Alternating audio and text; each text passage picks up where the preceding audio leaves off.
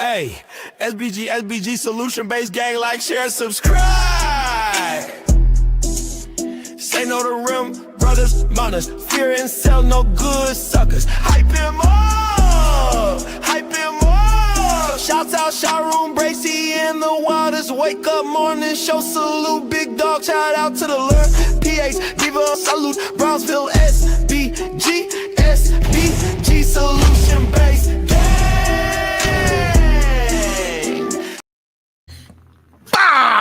Let's go. Good day, everyone. How are we doing today? And you know how we like to start the day. Yeah, it's Sunday. It's early. Let's get up. Let's get together. Let's have a conversation. Hopefully you if I catch you while you're working out, hopefully I can get you through your workout. If you're taking a long drive, hopefully I can get you through your drive. But like how we always like to start the show, when I say good day to you, make sure you say good day back. Because I could feel that great, productive energy. Yes, again. And I appreciate every last one of you. Make sure you hit that like for the YouTube algorithm so we can get this thing smoking and cracking, because we got to do this shit together. It's the only way this shit going to get done, if we do it together. And I can't do it without you. And, as we keep building, what up, ADS? Good day to you, sir. Woo, I did workout cooked me up today. I ain't going to lie to you. But we got to do what we got to do. We got to stay healthy. We got to keep moving. We got to drink our water.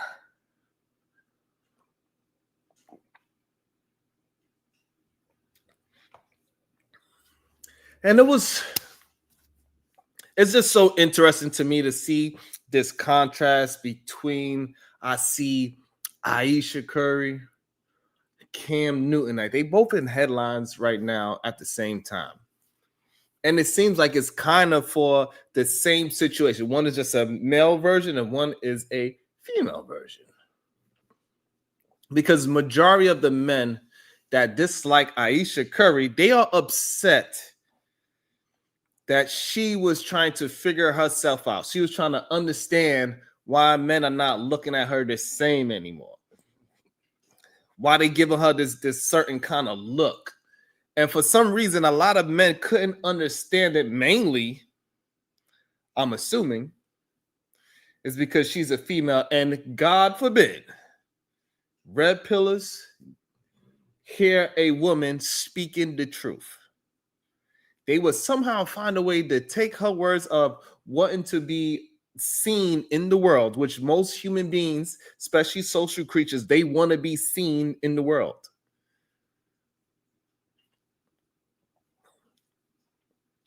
Even though everything in her life right now, she is pushing towards that trad wife.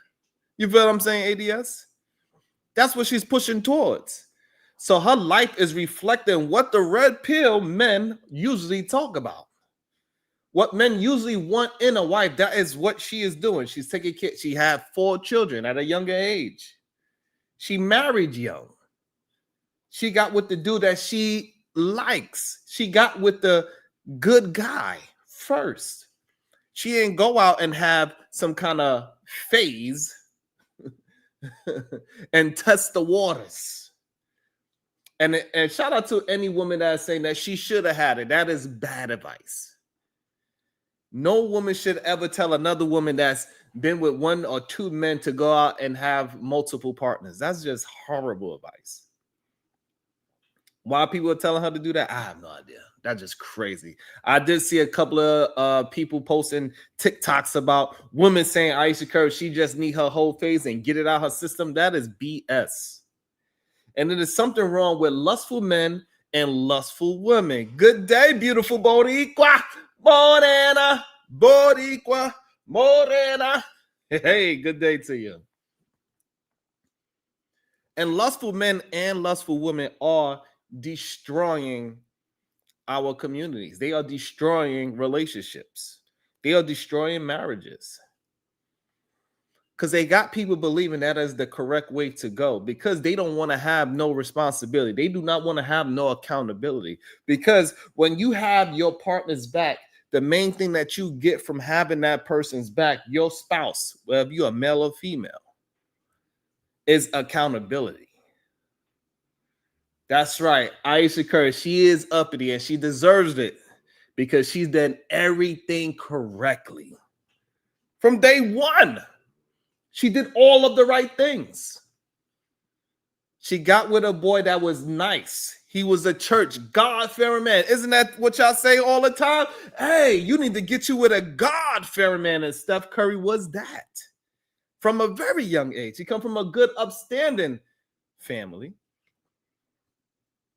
And she got with him young, 19, for God's sake. She was with him since a teenager. And as far as we know, that's the only man she knows. Had 4 kids with him very early. Take care of the children. Upkeep herself. Keeping herself looking good for her hubby.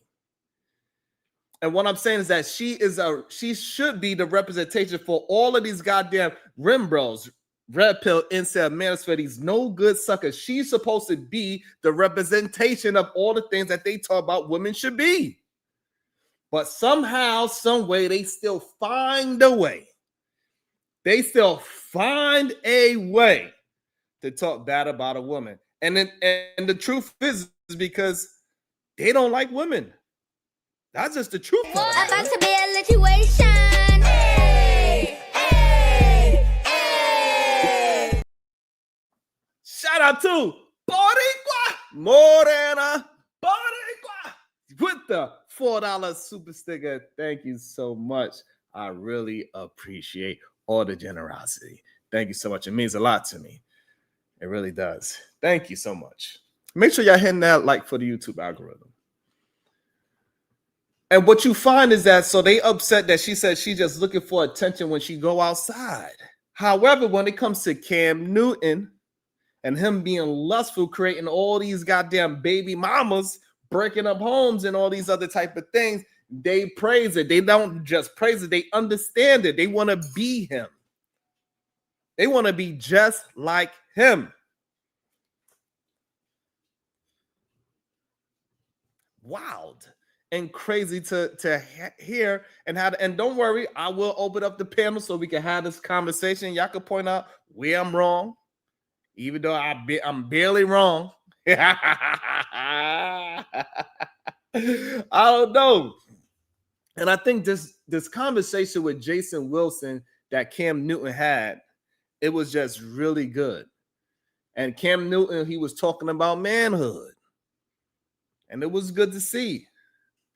You know, it was like watching, you know, it was like a TED Talk. He sat down with Jason Wilson, aka Sensei of Emotional Stability. And they said some real stuff in that conversation. Like one of the things Jason said, lust is the downfall of men. It's the truth. Well, damn.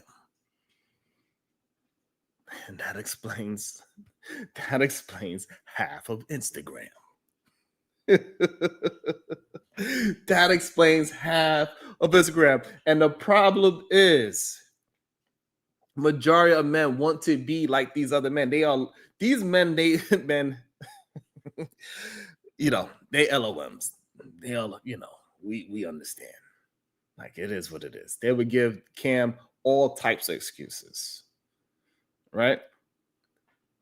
And that is, and you know, this thing that men keep on trying to prop up, the lust, is just a sneaky saboteur. And we just need to be honest about this whole situation.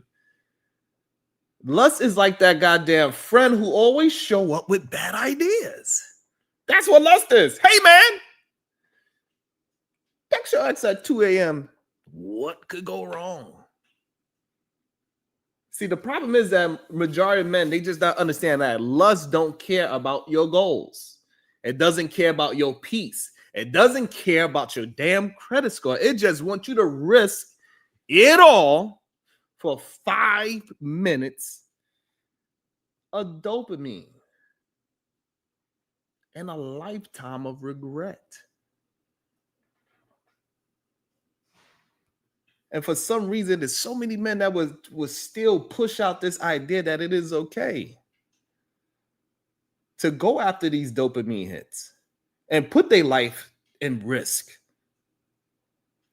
Literally put their life in risk for 5 minutes. You know, most of these men, we hear what the women say. 5 minutes of dopamine is what you're willing to risk your life on a broad that later on you would say was not a good person for me to be with in the first place, just for you to complain later. Just for you to complain later, you will go ahead and risk it all. What good day, Zero Tolerance. Good day, Sugar Bum. These men will risk it all for 5 minutes of dopamine for the lifetime of regret. It is insane. It's wild to really see it happen in real time. And men argue this on a day-to-day basis. I don't know what's wrong with them. Everybody know that majority of these men are losing families because of lust. What else happens because of lust? They lose their careers over lust and their purpose over lust just because they want to chase some goddamn tail.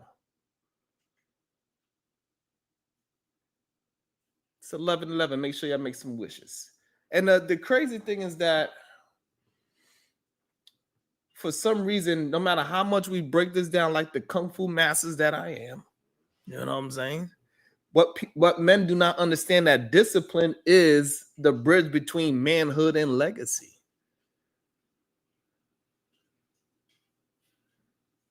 And that is the fucking truth. Make sure y'all hitting that like for the YouTube algorithm. Thank you very much. Because, you know, it's been a struggle for our sector lately. God damn it. Our sector has been a struggle. I don't know, is it because we not support each other? Is our whole sector shadow banned? I don't know. I don't know, but we got to support one another. That's one thing I do know. And the only way we can do that is by hitting that like, hit that share button for the YouTube algorithm, and force it out there. So I can't do this without y'all. You know what I'm saying? And so I need y'all help. Hopefully you can help a brother out. And we know that people like, and these men that's out here that just spewing this straight up nonsense, they just want to find any excuse just to push a woman down, to have them indoctrinated into this idea of the patriarchy. That's right, HBO, help a brother out, goddamn it. And for some reason, even though these men cry and complain how they want such good, upstanding women, soon as one comes up and then be vocal, they want to tear her down too. Sugar Bum hit it. That's it. To be a woman is to be under constant pressure and scrutiny.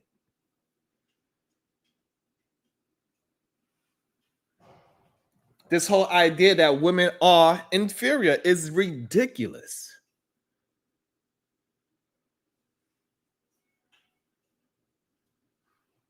It's ridiculous, Rogue. See how so many men want to try to push a narrative that women are the problem. No, the problem is lustfulness. That's the issue.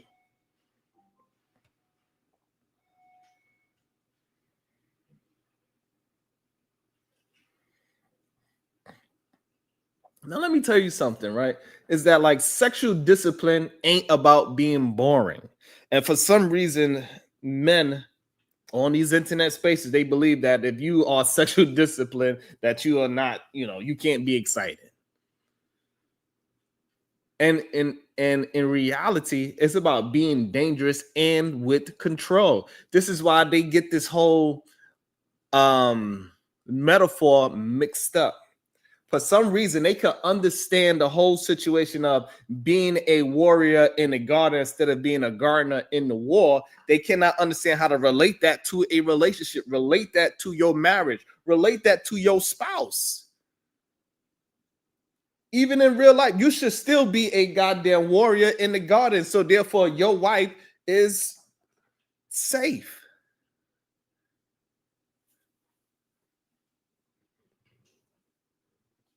You should not, just because you built yourself up to be a desirable man means that you need to go put your penis inside of everything moving. It's not how it's supposed to work. You're not supposed to build yourself up to be this great desirable man just to risk it all for 5 minutes of fun, of dopamine.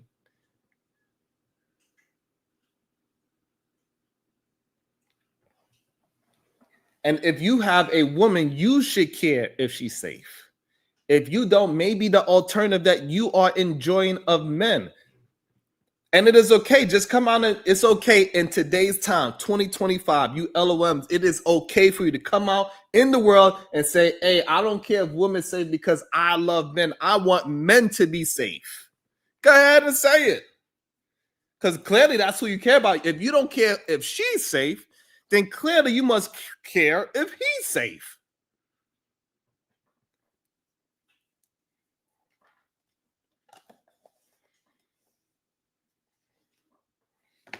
Hey, Black and Proud, you know, I feel. Hey, I'll be just attempting, you know, because I'm just not afraid to have conversations and deal with the nonsense. But you know, I get it. And I appreciate that honesty. I really do. Black and Proud, I appreciate that. I really do. But hopefully, my friends will go as hard for me as my goddamn enemies do. You know what I'm saying? Make sure y'all hit that, y'all rock with me, hit that like and that share button, man. That's how we can really keep building this thing. But I do have to sometimes go behind enemy lines just so we can have the proper conversation. For way too long, these negative entities out here, they've been going around speaking, being unchecked. What's up, Commander?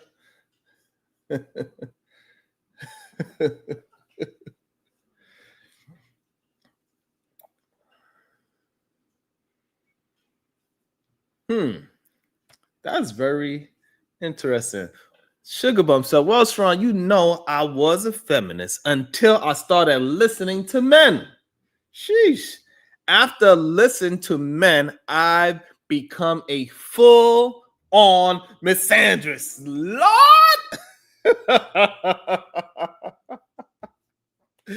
We're gonna get you right, Sugar. Don't worry. We're gonna change the THC levels in your goddamn stuff. Maybe that will help you to not be so goddamn misandrous. Goddamn it. What's up, Kasim? He said, I observed the dopamine hits from lust become something people chase rather than something they control, and that is bars right there. That is bars right there. And for some reason, men don't understand that is our true power. Our true power is not laying down with everything that is willing to lay down with us. Our true power is being sexual disciplined to move forward and keep that discipline in your life so you could keep becoming who you're supposed to be.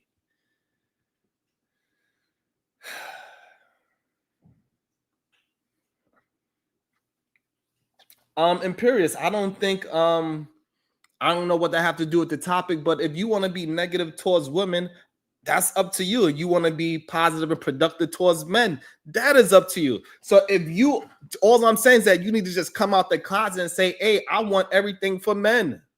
I love men. And it's okay for you to say that. I dislike women. I use them for a sexual 5 minutes. And then I love being around men. It doesn't necessarily mean that, you know, you just homosocial. Maybe you're not sexually aroused by men, but you want to be around men. You love men. I don't really deal with a bunch of men that's like that, but as I'm dealing with the internet, and people tend to be more of themselves on the internet, is what I'm starting to realize. Most people will not have these open dialogues with the people that they know.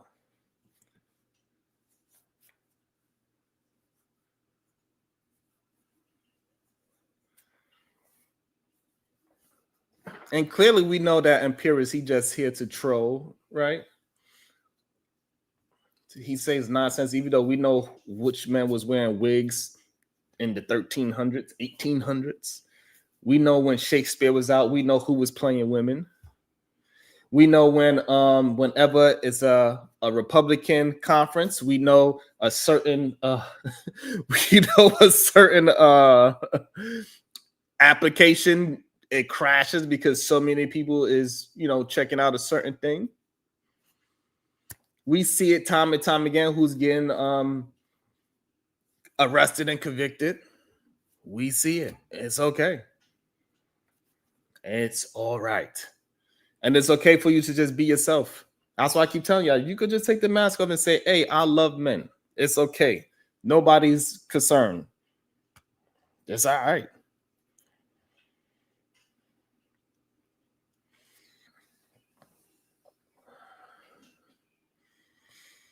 And it is okay. We need some goddamn healing. And learning how to say no to temptation.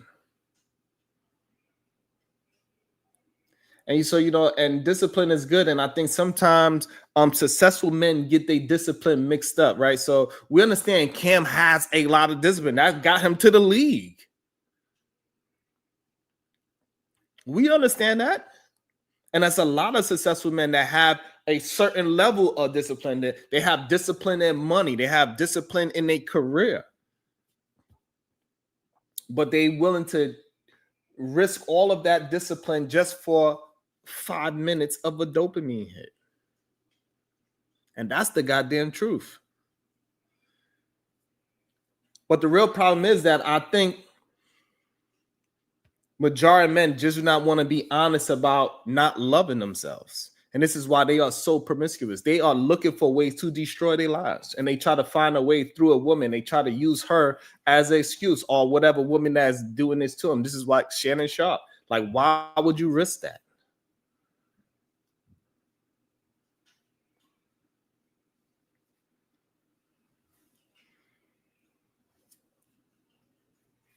And so I don't know why Imperius is trying to have a conversation that's not about the topic, but that's what discipline is all about. If we have more men, and I'm talking about men in general, you want to talk about black folks for some strange reason.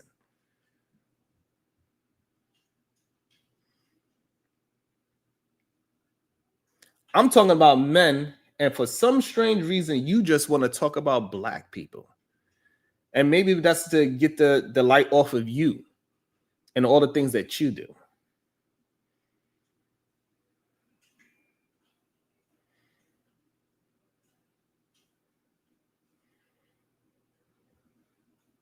The problem is that men like you, are the large problem.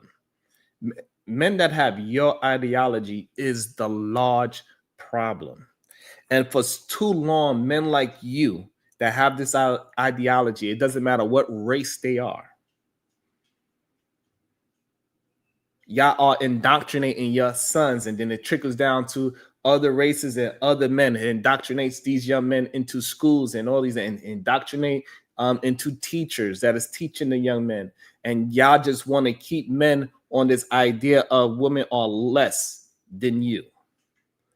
And that is causing a problem in society.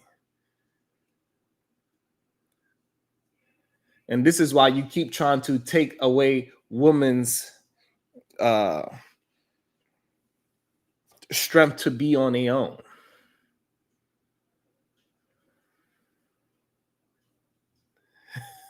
What you talking about, Hood? What up, conservative? And if we just get men to stop indoctrinating other young men into believing this nonsense, and then maybe we could build better families. Because once men have this sexual discipline, they could just continue building for themselves and build for their family. Yeah, I'm gonna see. All right. Right, but the problem is, in prayers, your whole life and your whole talking point is done on what ifs. It don't have nothing to do with actual life. Your whole life is about theory. And that's the issue with a lot of men that think like you. A lot of men that think like you and indoctrinate other young men to think like you. Y'all operate on theory. Y'all cannot actually prove anything that y'all are saying. You got to be able to walk the walk. That is the issue with a lot of men. They are following men that just talk. It's a lot of men that could talk what you saying and be all tough and stone, but then you get around a woman, you melt like a little bitch.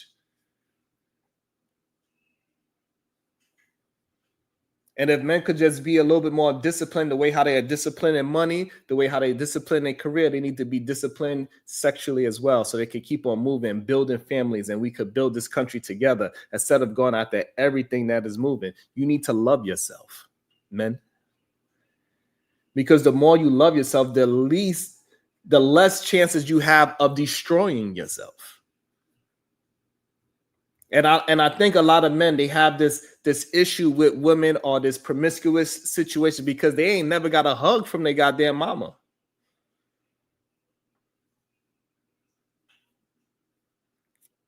And the real reason why they being promiscuous is because of their mama.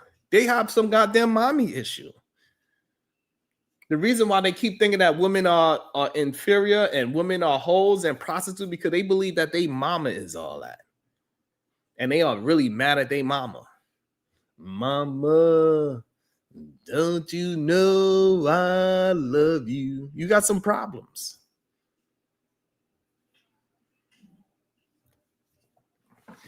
And you know they have problems because they cannot stay coherent to the conversation.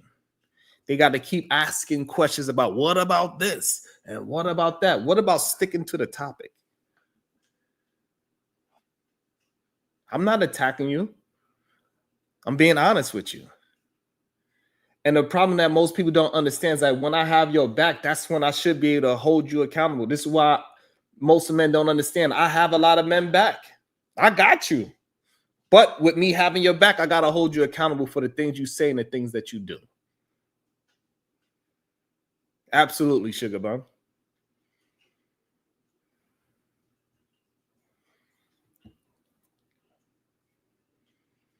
I have men back, but the only problem is that they don't understand. If I got your back, I'm gonna hold you accountable. So that means you're gonna have to start walking what you are talking. Because I walk what I talk every single day. I'm gonna be an example as much as I can every single day. Shit don't stop. So if I got your back, that means I'm gonna hold you accountable straight like that. And the only person that you can hold accountable is the person that you have their back. Because otherwise than that, you're just talking. And really, we can't actually hold each other accountable. We all understand that for real, because I have to be with you every single day, every minute of the day. But what we can do is hold you responsible for your damn words. And if your words is negative, especially negative towards a certain gender or negative towards a certain race, we're going to hold you responsible for your words. If you're a racist piece of shit, hey, that's just what you are.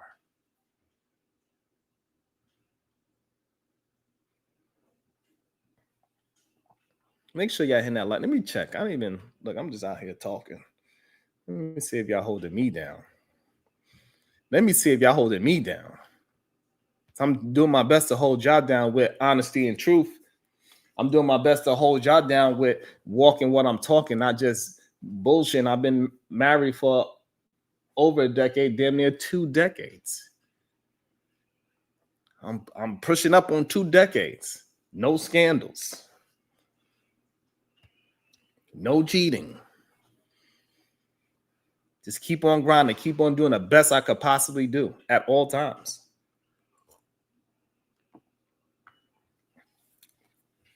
Keep on attempting to show y'all my losses and my wins, because that's what life is about. It's not about, because the problem is that most men don't understand that like winning is easy. Winning, once you are winning, everything is it just flows. You know, that's the easy time of life. That's when things you don't have to think about enough. But when you lose, that's when you won't have to deal with yourself. That's when the phone calls stop ringing.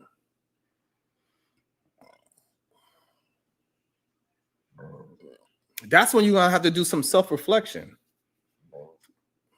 And most of you men are running away from these losses. So if you're dealing with a woman and somehow y'all break up, you need to deal with that loss and understand what went wrong. What did you do wrong?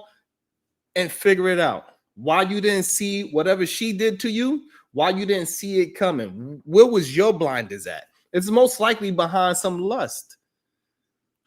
Just like Shannon Sharp. Shannon Sharp was so lustful that he had blinders on that all he could think about is that sweet insides of that young lady and getting off whatever ego that he needed to satisfy for that 5 minutes of dopamine that he even recorded himself. He wanted to prove to the world this is how lustful he was. He wanted to show everybody else that he gets it in.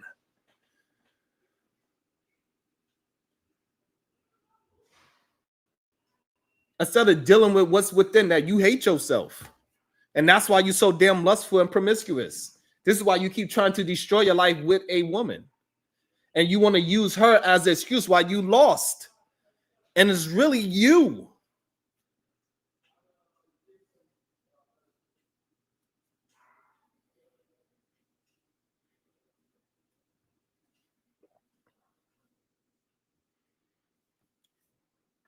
Woo, having that awareness is very key. Nobody's telling you not to recognize a beautiful woman when she walks in a room, not to understand that when she looks and she smiles and the way how she moves, you are naturally, we get that. It don't got nothing to do with that at all. But you need to take the lust out of it, especially if you are dealing with a woman on your own, of your own. Recognize she's a beautiful woman, but take the lust out of it and have some goddamn discipline and treat that human being like a human being. Have civil discourse with the person. Be civil. Stop attempting to be some goddamn animal. Because it ain't cool.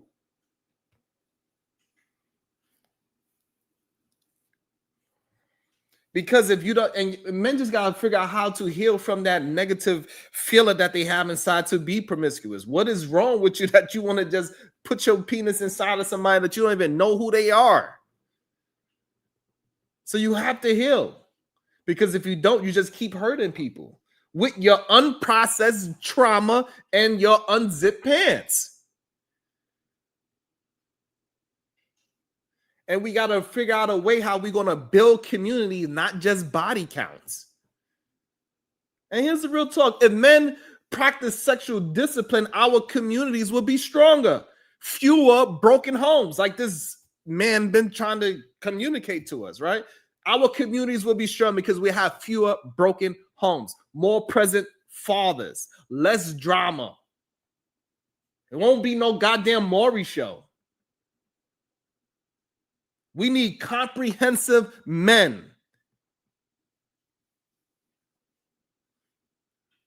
It is okay for a man to be tough, and it's also okay for a man to be tender. That's right. We don't just need dudes that could bench press 300 pounds. But we also need a goddamn man who could apologize without crying like a little bitch.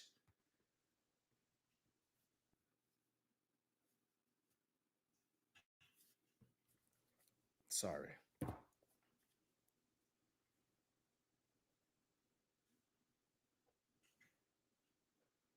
Make sure y'all hit that goddamn mic for the YouTube algorithm.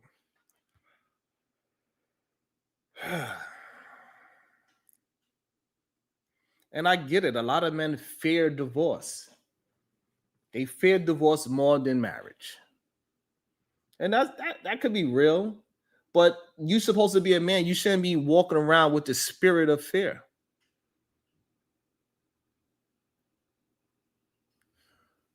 Because commitment ain't just about rings.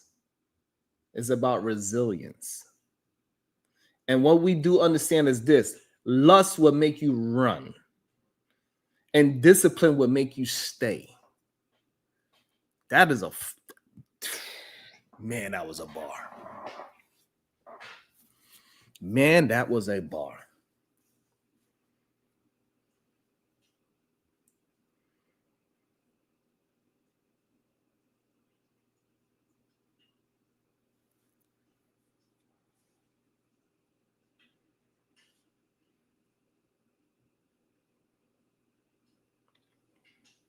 So black man is fair. Okay, so I like the play on words. Black man is fair. What you need to be protecting is yourself first and foremost. Because if you protect yourself, then that's when you have more discipline.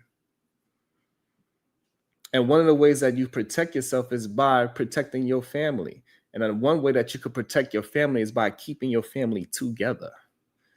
Another way how you protect your family is by walking the talk that you are preaching. Be the example. Do not be the man that is drinking all day that's telling everybody else not to drink.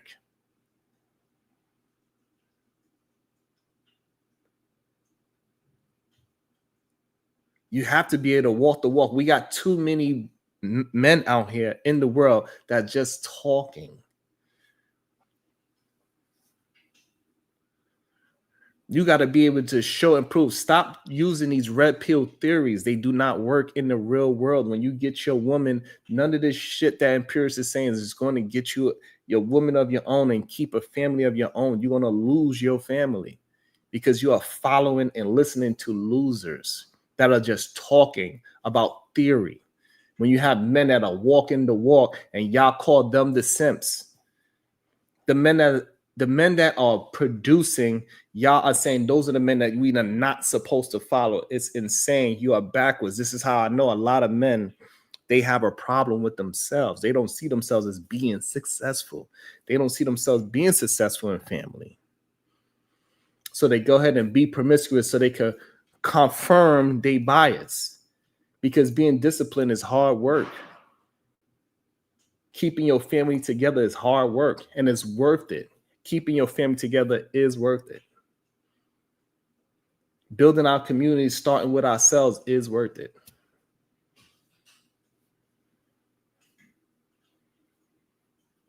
And majority of people don't understand, like, once you put a theory into action and its work, it is no longer a theory.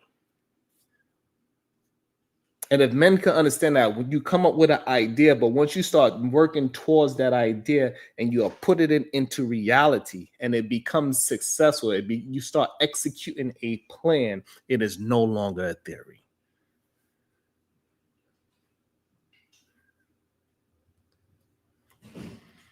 And once the men start understand that it is levels to manhood, it's levels to classism, it's levels to your job, boss, supervisor, manager, and we start moving in that direction so we could keep moving up ourselves, and then we be good. But the problem is the majority of men want to hold on to things that are not tangible. They want to hold on to these ideas that you cannot actually push out into the world. And we will hold together, and if we have each other back, then we can start holding each other accountable. And the reason why they be promiscuous is because they don't want to be accountable for nobody.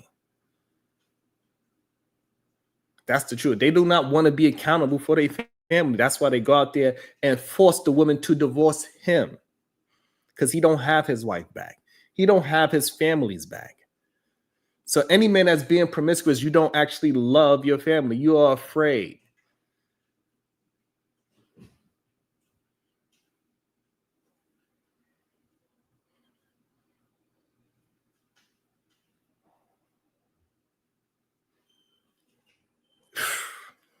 It's wild. It's wild to actually see this happen in real time. Like I said, it's about resilience. And lust makes you run, and discipline makes you stay. It is simple as that. So what can we learn? That being a man ain't about how many women you can pull. It's more about how many lives you can uplift. Because lust is loud. That's why you get the whistles and the dog whistles and construction workers whistling and yo man, you know. Lust is loud. And usually discipline is quiet. And whether you choose lust or discipline, that is up to you. Hey, it is what it is. But one builds empires and the other one burns them down.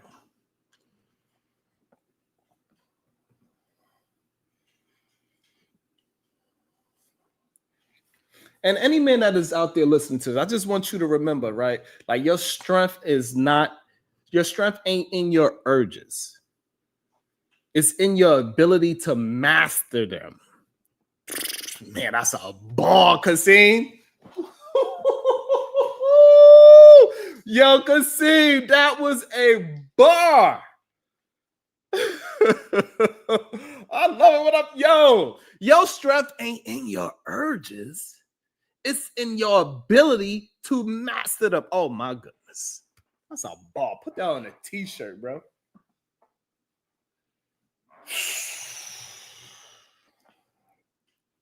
That was a bar. Oh my goodness. All right, the likes is disrespectful, so I don't know what to say. I don't know what to say about that.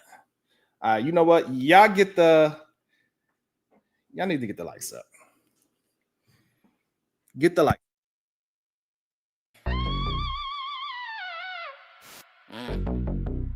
Wireless wake up show.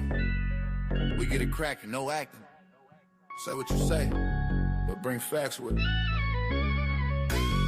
I'm Sharon Bracey, come face me. All love. But we saw the case be. Boom. Boom. Hey, this the Wireless wake up show. Lights on, case closed. With sips on deck, no capping. Just proof exposed. Facts. Challenge me, let's see what's happening. We don't pretend. Nah. Sharon Bracey, come face me. Truth gon' win. Night turns to evidence. Mics, receipts in the file. We talk that street gospel. Broadcast live. Wireless wake up show. The truth unfold. Ain't no games, we chasing facts, we taking hold. Lights low in the studio, the tension thick. Chat scrolling, comments heavy, they expecting this. Look, I drop a jewel, it explodes, scatter in the crowd. Boom, boom, boom, boom. You talk tough in the ends, but vanish when it's loud. I've been smelling smoke, fakeries and fraud. Boss frontin' in the streets, but the paperwork flawed. Receipts stacked tall, timelines crossing the line. This is ghetto court. With a beat and a rhyme, bring your courage, bring your proof, or get exposed tonight. I ain't afraid of the truth, I live for the fight. I'm sure I call your name, come stand right here. It's all love, but the case gotta end this year. It's the Wild Wake Up Show. Lights on, case closed. Receipts on deck, no capping, just proof exposed. Challenge me, let's see what's happening. We don't pretend. I'm sure I'm bracing, come famous. Truth gon' win, man. Witnesses calling, testimony heavy. Facts, city on my back. Foundation steady. This ain't petty beef, this a purge of the lies. We strip masks off, truth televised. Every edit erased, no escape from the lens. Your moves documented, beginning and end. I'm the host with the hustle, the streets on my chest. No capping, the truth manifests. A lot of them scared when the light hit true. Scared, hide in the shadow, ducking the proof. But it's the arena, respectfully loud, where the righteous get heard and the fakes disavowed. Stream overflow, donation, captive vibes. We dissect illusions, stitch timelines tight. March through the smoke, no fear at night. If you came for smoke, you best wear a mask. We spray facts heavy, can you handle the blast? This the wake up show, this the code we know. Facts over fiction, that's the life we show. Sharon Bracey, last call, last chance. All love in a circle, but the truth gon' dance. Case closed, curtains drawn, verdict tall. Wildest wake up show, we stand over all. This the wildest wake up show, we stand over all. This the wildest wake up show. Lights on, case closed. Receipts on deck, no capping, just proof exposed. Challenge me, let's see what's happening. We don't pretend. Sharon Bracey, come face me. Truth gon' win. Night turns to evidence. Mics, receipts in the file. We talk that street gospel. Broadcast live. Wildest wake up show, the truth unfold. Ain't no games, we chasing facts, we taking hold. Yeah. Wildest wake up. Lights on. Truth only. Yeah. Sharon Bracey. Case all. Boom. Good day.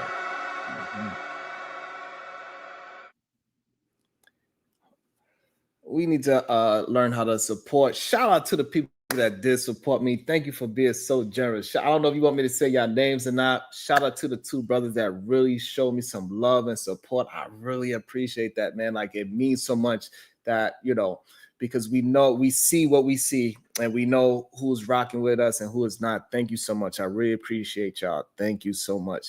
Always holding me down.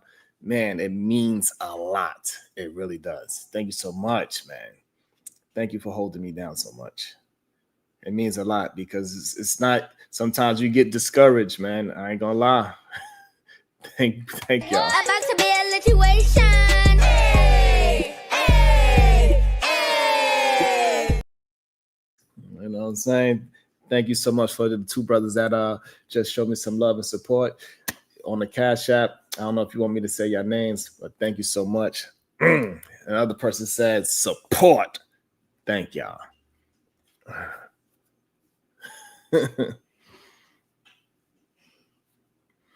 And so for some reason, men want to blame, like, we understand that women sexual promiscuity is no different. So the same things I'm saying for one side is the same thing I'm saying for the other side. But I'm a man, so I'm gonna talk to men. But for some reason, there's a lot of men that want to relate to women. Maybe that shows, who you are.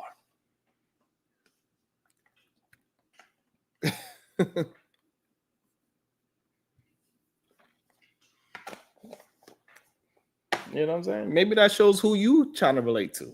If you want to only have conversation about correcting a woman that you do not, and you don't have her back. So this is the thing. This is why I keep saying that. If you have a woman's back, and then you can hold her accountable.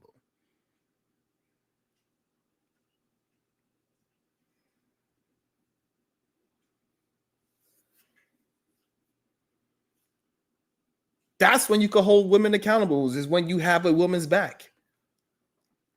And when she have your back, she can hold you accountable. It's the only time you can hold somebody accountable. Or responsible is what I should say. So therefore, if you go find your woman, you can hold her responsible for what she do with her legs. Because she's yours and y'all have a understanding. You have her back. Hey, babe, I'm going to do X, Y, and Z for you. And she says the same thing to you. So now you can hold her responsible for her words. Because if she's single, I don't understand what the issue is.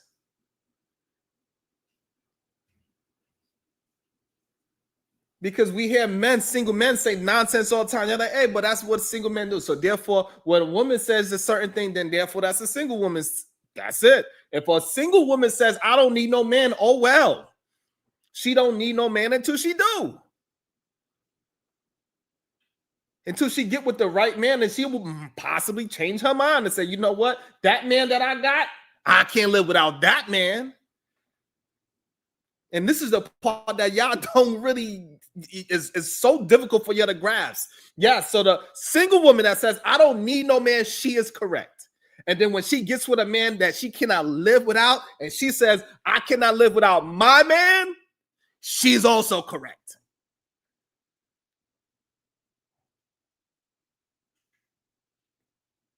That's where the whole turn come when they be, how they be saying this shit, my, whatever. I don't know what they be saying. But we understand. So if a single woman can say she don't need no man, believe her, she don't need him. So that means, so if she do get with a man, she want that man. She chose him. She said, I want to be with him and I can't live without my man. That is her. Both of those things are correct. It's just different times in your life. What is the issue? What is the problem with not needing? How about this? Let's just flip it on the other side. Maybe I can understand it better. What is the problem with a man saying he don't need a woman, but he wants one?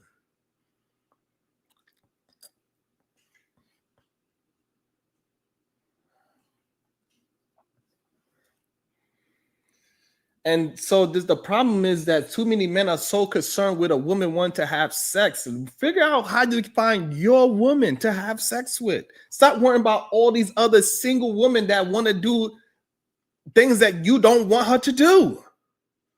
This is so crazy to me. It doesn't matter if one woman like me or 1,000 women like me. I got the one that rocks with me. And so once you get that lustfulness out of your mind, you start to realize that it doesn't matter if 1,000 women all say I'm dropping like it's hot, as long as my women don't do it.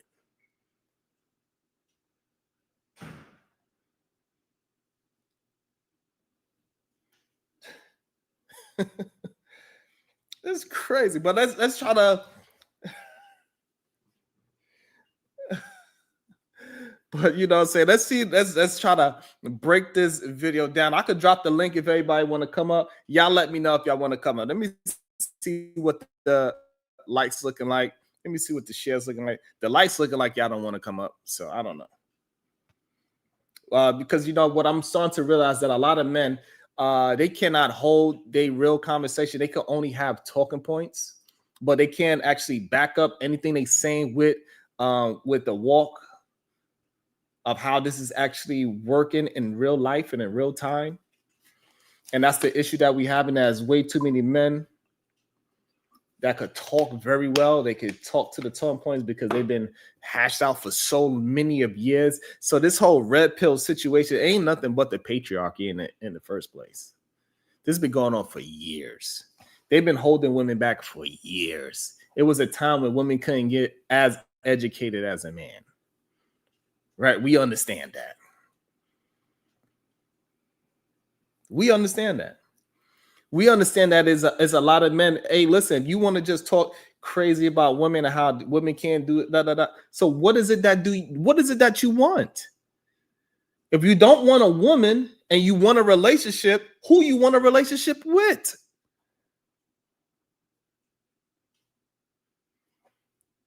Shout out to DJ Music. Good day, sir.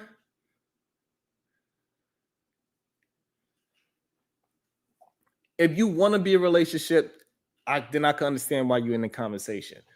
If you want to be in a relationship with a woman, I could understand the conversation. But if all you're doing is talking down about a woman and saying how women ain't this and women ain't that and they ain't it's this, that, and the third, it sounds as if you don't want to be with a woman.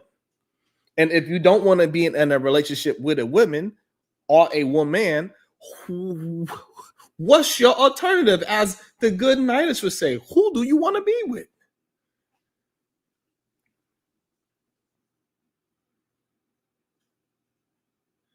Because any man that is talking down on a woman the way how majorities red pill matriarchy, these rim bros talk about it, it doesn't sound like you enjoy being with or around a woman.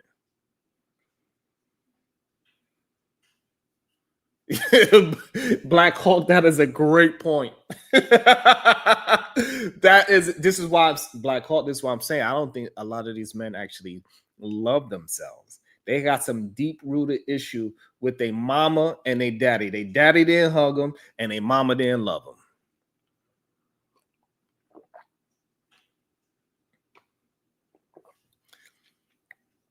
That's the issue.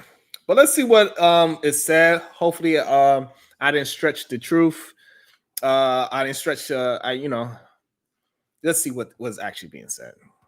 We fall in love with the content, but not the context. Ooh, that's how you start off with a bar. And I've definitely seen times. What?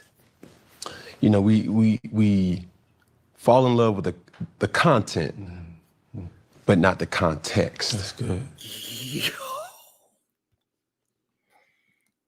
Yo, that was a bar already. So many of the rim bros, these red pill incel, these manosphere, these no good suckers, they fall in love with the content that red pill is representing, but they never really follow the context of what it's going to produce in their life. If you keep on following this rim brother ideology, all you're going to do is turn into a LOM. You become a lover of men. Because that's what the red pill content pushes you to believe that majority of women are bad. Majority of women just want to use you for something. Majority of women, and what it takes you to do is run away from fruitful relationships with women.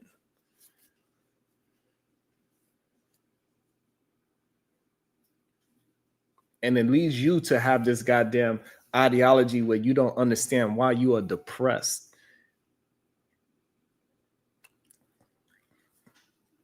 This is why I'm starting to understand why so many of these Rembrandts, they always say you cannot be vulnerable with a woman. But what I'm understanding is that the only way you're gonna build with your woman is by being vulnerable with us. Sometimes your woman's gonna see that you could get depressed.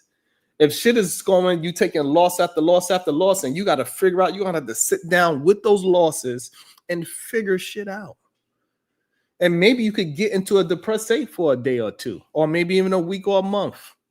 And your woman's gonna have to see that. But also, she's gonna see you rise up out of that shit. She's going to see the greatness with you, to see that you went and took these losses, did some self-reflection, and you motivated yourself up out of that depression as well. And she's going to look at you as a greater man. This is the thing that the Rim brothers do not and cannot explain to you, because they don't live it. They only live it in theory. So you fall in love with the content, but you don't understand the context of what somebody like me is telling you, somebody that is walking the life. You want to try to say, women don't want me. Why do I care? You sound like Ayesha Curry, the person that you said you dislike. Sharon, women never say, they never describe you as the man that they like. You sound like Ayesha Curry.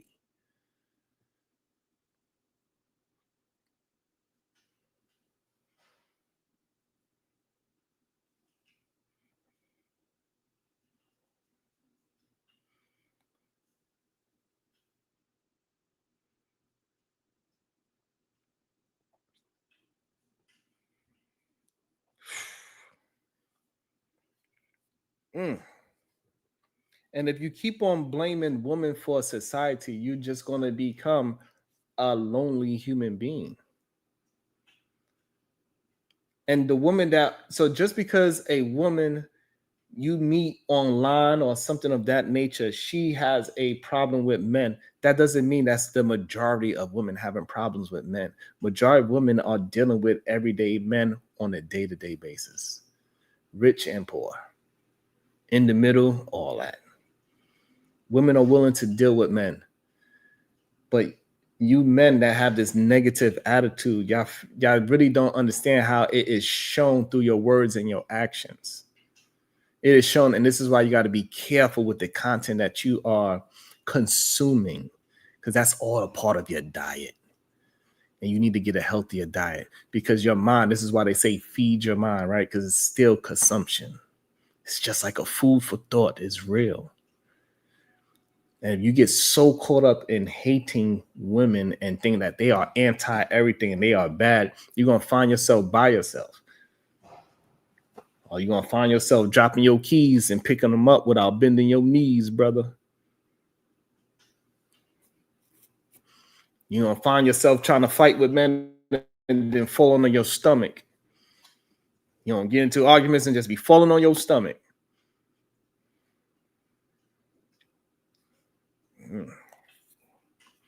And then, and the crazy thing, it is a lot of women out there as well that would back up the red pill nonsense as well, because they don't like themselves. So this way y'all can understand. Anybody that is rocking with that red pill ideology, whether you're a male or female, we understand what you are. You are somebody that is trying to destroy communities. You are someone that is trying to destroy family. You are someone that's trying to destroy marriages because you yourself cannot obtain a successful relationship. Man or woman that is preaching that red pill, incel, manosphere ideology. Because there's women out there that are trying to push it as well. And there's also a bunch of fake ass trolls out there that is acting as if they are a woman.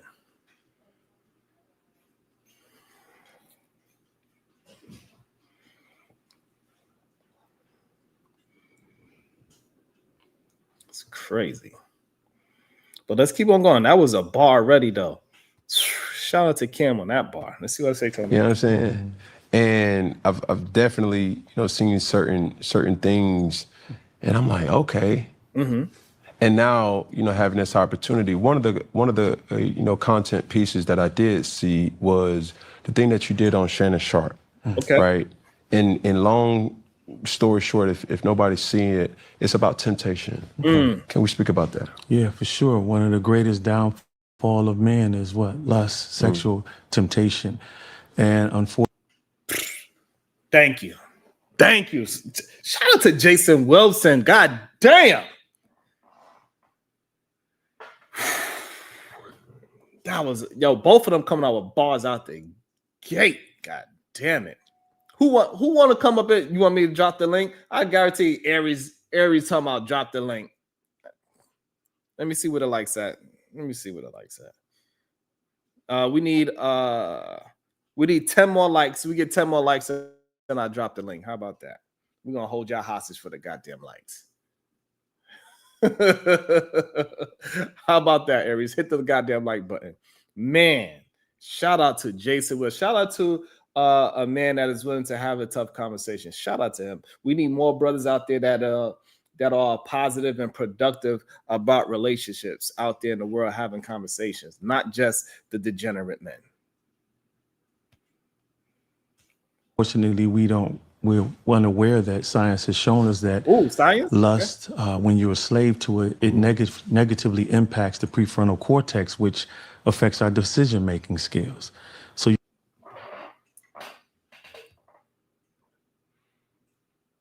just think about that. And this is why a lot of men are poor leaders.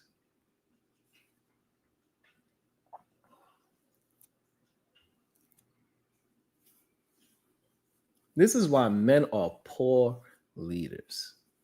It shows. Science has showed. I don't know what study that he had until somebody come up with a different kind of study. Hey, it is what it is. But he's saying the thing that he researched, it shows that men that are promiscuous, they have bad decision-making skills. And it goes to show why so many men have bad decision-making.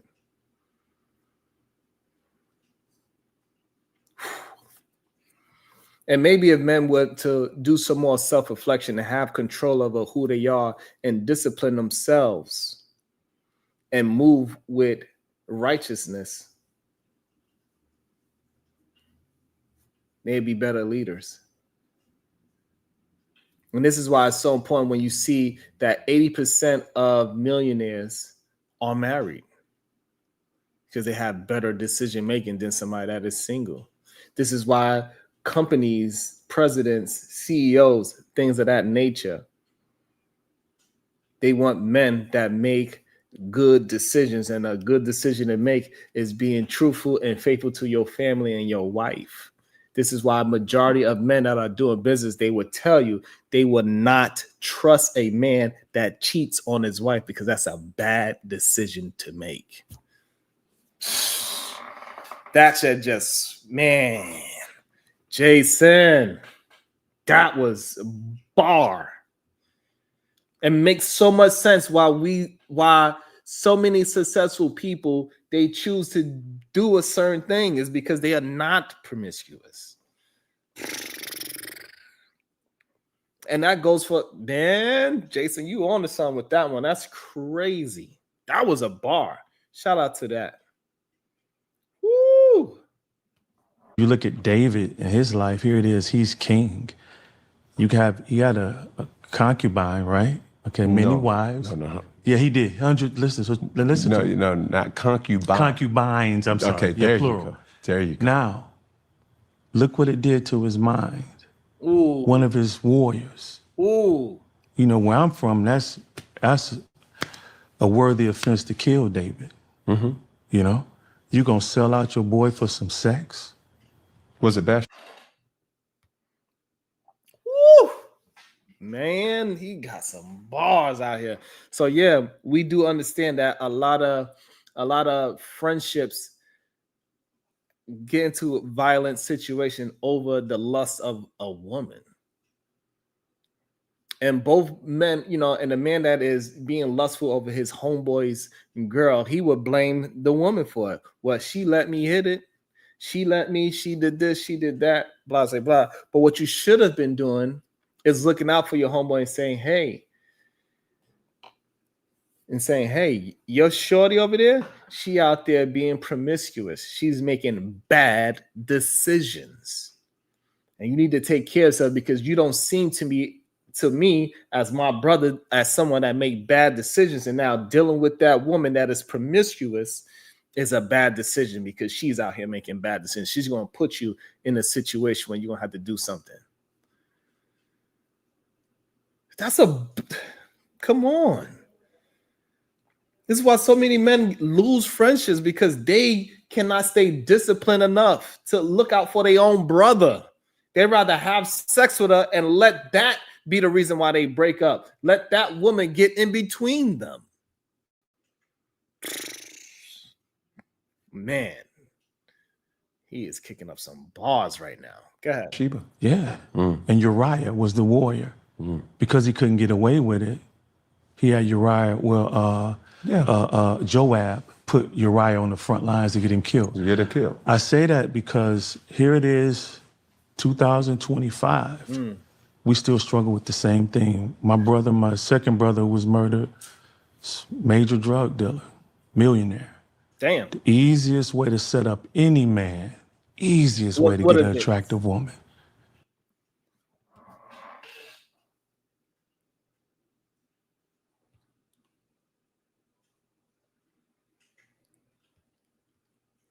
How crazy is that?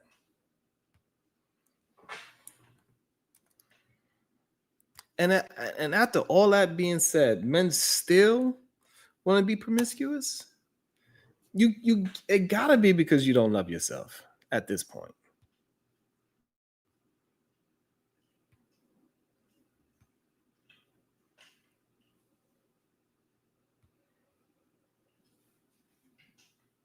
It gotta be because you don't love yourself. If men are telling you like this is the easiest way to get your life taken away. Genesis said they know about his big bro. Damn.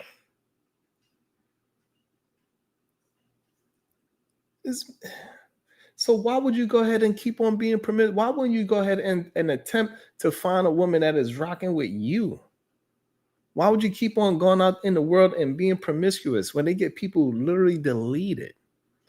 And dealing with a promiscuous woman can get you to delete somebody or get you deleted. If you truly love yourself, you wouldn't be doing this nonsense. Whew. Go ahead, Jason. We so foolish in the mind that we led by our penis, the lust, no sexual self-control. And so when I saw Brother Shannon, and because I don't meet these brothers, I don't speak on things that I don't know. I think that's unfair to them. You know, I've seen someone do that about me. It's like, you don't even understand what I was going through with my mother. All I could speak on was just the lack of sexual self-control that we all need. I see it affect the boys that I work with, how you have good fathers. Okay. But because of the lack of sexual self-control, or even deeper, brother, it falls into a lack of self-love if we really deal on the psychological level.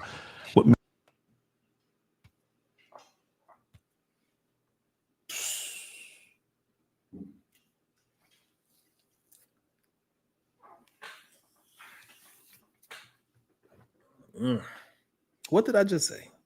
The lack of self-love you have for yourself. Woo, bar. So I wonder if, so now that is not me saying it, right?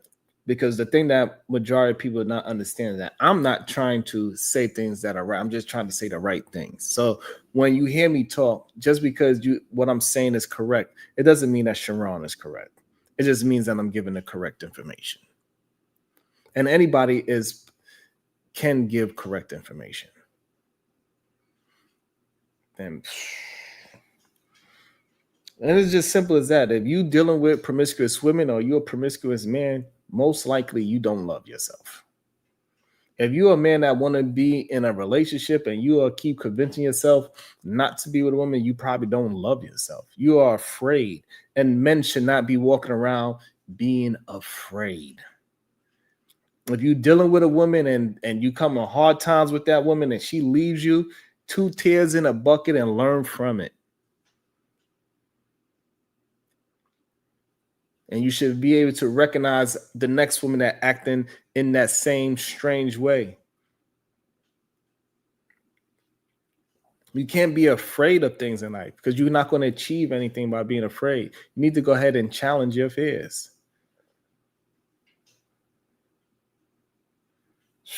Good day, beautiful. Shout out to my lovely wife. How you doing, baby girl? Makes you become a Lothario or a man who's promiscuous, that he doesn't even value his own temple, that he got to sleep with everyone else for affirmation. What? Become a Lothario or a man who's promiscuous, that he doesn't even value his own temple, that he got to sleep with everyone else for affirmation.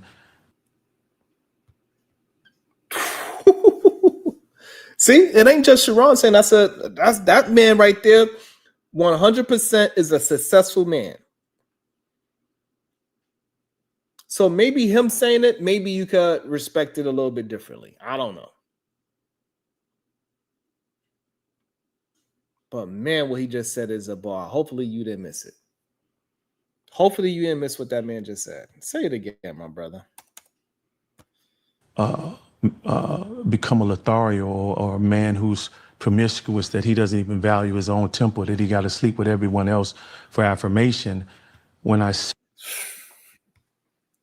Man, that is so crazy because we all know majority of promiscuous men, they got to make sure you know that they had a lot of women because they need that validation. What up, Nitus?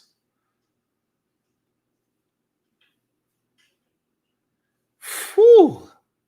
Now, he should make a lot of men that have this Cam Newton ideology uncomfortable as well. Because for a long time, I'm been the one that was, saying these things not in such a polite way as Jason or such an articulate way as Jason Wilson is saying that, man, he is knocking it out the park. He reminds me of how Kasim able to communicate the things that my thoughts in a much more palatable way. He is knocking it out the park right now. And a lot of men have this Cam Newton type of ideology, as we can see even in the chat. And if you are a promiscuous man, most likely you looking for validation, and the validation you're looking for is usually in other people and other men especially. And if you're looking for a promiscuous woman, you are looking for an excuse to F up your life. Because majority of men that deal with the top promiscuous women, they usually have great discipline to be a strong, successful man. And they tend to, what it seems like a lot of men, they tend to have some kind of imposter syndrome and not believing that they are who they are. And so they go ahead and be promiscuous and let lust take over instead of having discipline in sexuality as well. And this is why a lot of men they get into these famous arenas, they tend to have this imposter syndrome. They start following. When you're a leader, then all of a sudden you just start following people and doing things that you know that is detrimental to your career. Men, you need to start falling in love with yourself so this way you can have discipline not to destroy and self-destruct yourself. Being able to control your urges is a powerful and productive thing in a man. This is why you need to listen to your own red pill talk and be that warrior in the garden. And guess what? So when you are being a strong, productive man, women are going to lust after you, and you gotta have to be that warrior in the garden. Damn, go ahead, Jason. See the damage that it does to his sons, and then the ill effects of that in their graves, and then how statistics show us that homes without fathers, the boys are at a greater risk of being incarcerated, and the daughters are more likely to get pregnant young, and then also reach puberty before its time, which is now linked, scientists say, is linked to depression. And so, and that shows a lot, that how important a man is. And if a man is disciplined in how he's moving outside in the world, it affects his family. If you truly love your family and you truly love the thing that you are building with your wife, you should not be putting those things in danger by putting your dick in something.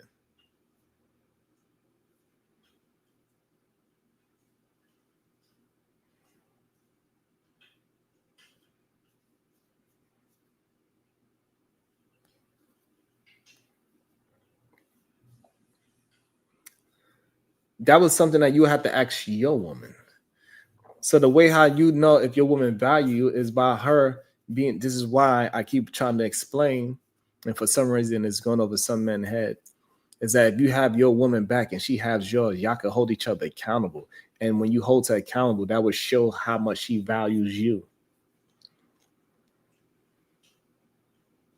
This is really just that simple.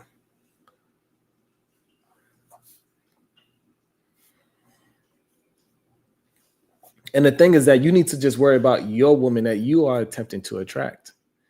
You cannot be concerned with what other women are doing. You need to be concerned with the woman that's in your pool, the woman that you can obtain. That's the woman you need to be worried about, not other women. So the woman that you find attractive and you started talking to her, you started to find out her character, that is the woman you need to worry about. I'm not concerned about any other woman and how they feel about men at all. But if I am concerned about my family, then I got to hold myself down. I got to be disciplined to make sure that my sons and my daughters, make sure, you know, this man just said that men being in a productive man, being in a family's life, the child, the daughter, she won't even get her period before it's time. How powerful is that? That she get a chance to fully mature because her dad is there.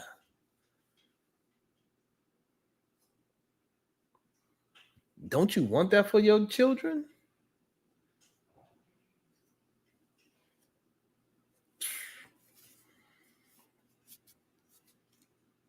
Regardless, but the thing is, they don't even care if it's true or not. But if it is true, they believe everything else that men say. So if this is true and you want the best for your child, why not do what's correct so you could be at home? A lot of things that these red pill men believe is not true. So why don't you believe something positive and productive about staying home to be not? It don't matter. I don't care if it's true or not.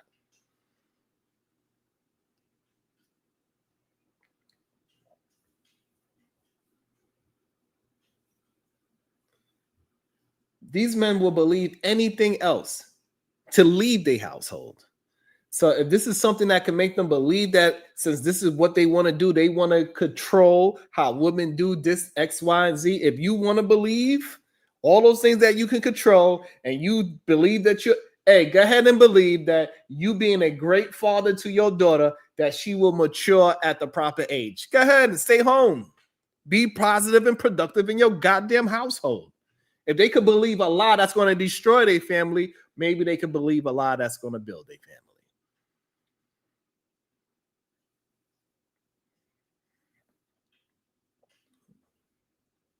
Straight up.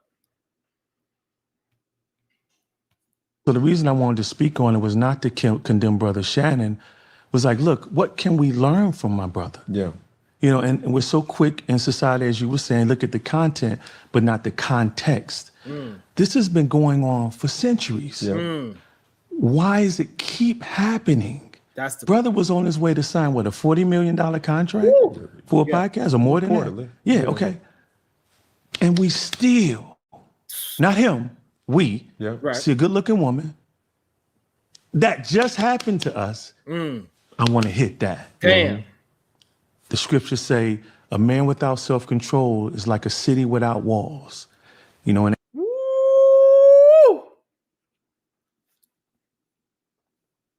Woo! Damn. Bar.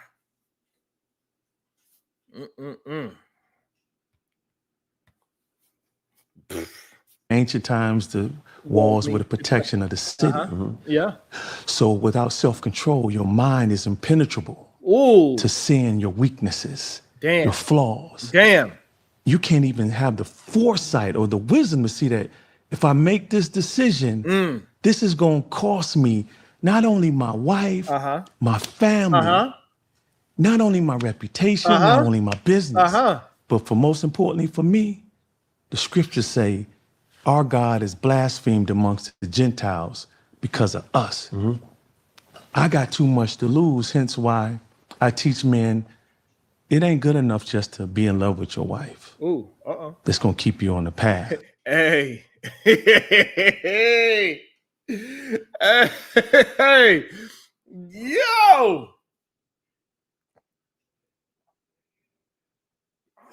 Yo, he got Cam's full attention right here. It looked like he just punched Cam in the gut. Pow! He's like, ooh, leaned over.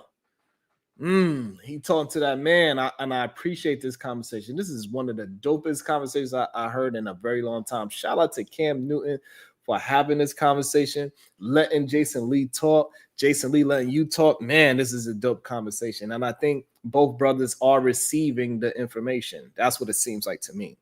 Man, this is really a dope conversation. And it shows that when you have respect for one another, and even though they are on two opposite sides of the conversation, because Cam, he's on the opposite side of the conversation. However, they having a respectful conversation about it. And I think we can learn a lot from just that alone, that interaction. Because you can see Cam disagrees with it. That's why he's linked over and he's waiting for his opportunity to express his side of the coin and show how he disagreed, because he don't think that his life can follow the things that Jason is talking about. You can see it in his body language. Man, this is fucking phenomenal. This is real time that you could see two grown men having a conversation, and an uncomfortable conversation. This is what it looks like. This is what a man sounds like when he's being 100% honest. That's what it sounds like. Jason Lee sounds like a man. That's what it sounds like. It doesn't sound like a whole bunch of hate. Men could be goddamn nurturing too. This man is nurturing his brother right now. This is how men supposed to sound. Men are supposed to be the ones that's nurturing communities. We're supposed to nurture our young men in a productive way. This whole idea that men are supposed to be just fighting, lifting 300 pounds and having sex with everything moving, that is not what men are. That's what some men do. It's not the definition of a man.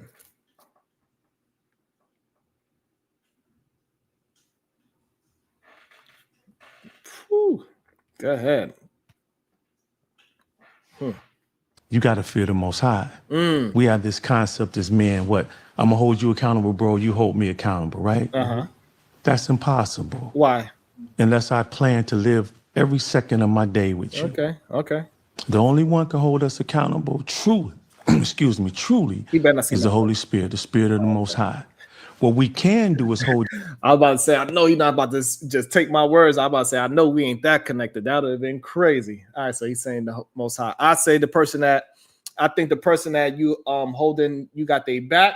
What up, world class? What up, wrong class? Absolutely wrong class. The only person in my eyes that you can hold accountable or responsible is probably the proper word for it. It's not really accountable. The only person that you can hold responsible is for the person that you are responsible for, and the person that you have their back. And in my opinion, if you have somebody back, like I have my wife's back, so I can hold her responsible and accountable. Say, hey, babe, we supposed to be moving like this. And she could do the same thing to me and say, hey, because she has my back 100%. She, you know what I mean? So for me, I think the proper word is responsible, not accountable. Accountable is a word that I think we should probably not use anymore. I think we understood what we was trying to say when we were saying accountable, but I think we are responsible for our spouses. And the reason why we are responsible for our spouses and we can hold them to responses is because we have their back. His is more of a spiritual thing, and he's doing it through the Most High, which is commendable as well, because that's what he believes. So, you know, it is what it is. What up, wrong class? Omega, what up?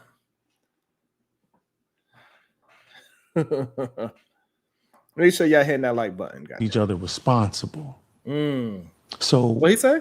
if true, excuse me, truly is the Holy Spirit, the Spirit of the Most High. Okay. What we can do is hold each other responsible. Ah. So if I need accountability when I ain't around y'all, when I ain't with my wife who's beautiful, intelligent, industrious, my right hand with our nonprofit, why would I want to ever risk that? But more so, my life is over. If what? Once my actions cause his name to be blasphemed. So I tell men, the key to controlling that first is to dig deep. Why you gotta be promiscuous? Why? Why do you feel that you gotta sleep with every woman you see? Why?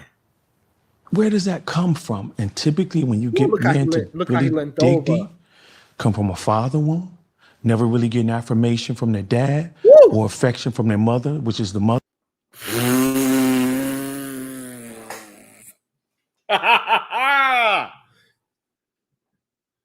Woo! Because you ain't never got no validation from your daddy and you ain't never got no affection from your mama. That's why you so goddamn promiscuous. Shit.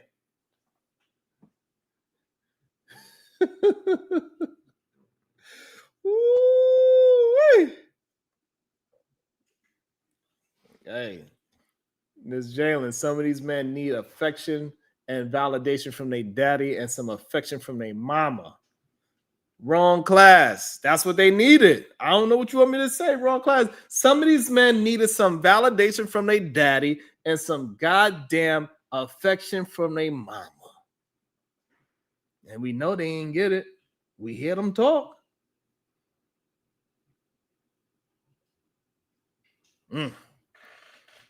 Shit. You just needed a hug from your goddamn mama. And maybe you won't be, maybe some of these men won't be red pill. They got a goddamn hug from their mama.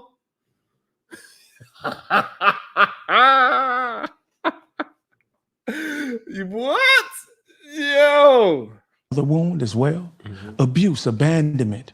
This makes us feel good. It's the dopamine. Yeah. But every time you get caught, you have a divestment of dopamine. Ooh. And we're like sheep going to the slaughter. Damn. As Solomon, who else couldn't control himself, lost the kingdom. Damn. Over some sex, brother. Come on. Talk to him. And that's what I want brothers to see. But that's why I try to dig deep, because we just want to just deal with the sex piece. It's not that. What is it? It's what we don't really love ourselves, especially. I used to just think it was just us, but it's a man thing. Ooh. Man, this is so good. Welcome to the show. Kasim, good day, my brother. How you doing today? What's up, man? Yo, this is a really good. I didn't watch this whole thing. Me neither. Right? Oh my goodness. I just watched. I think this part right here, what you're reviewing right now, is what I watched, and this is so good, right? I think what we're witnessing here is we're witnessing the power of conviction and the power of truth penetrating through his belief of what he thought of himself. This is why Cam is reacting the way that he's reacting, because he's being presented with truth, and there's no way to wiggle room out of that.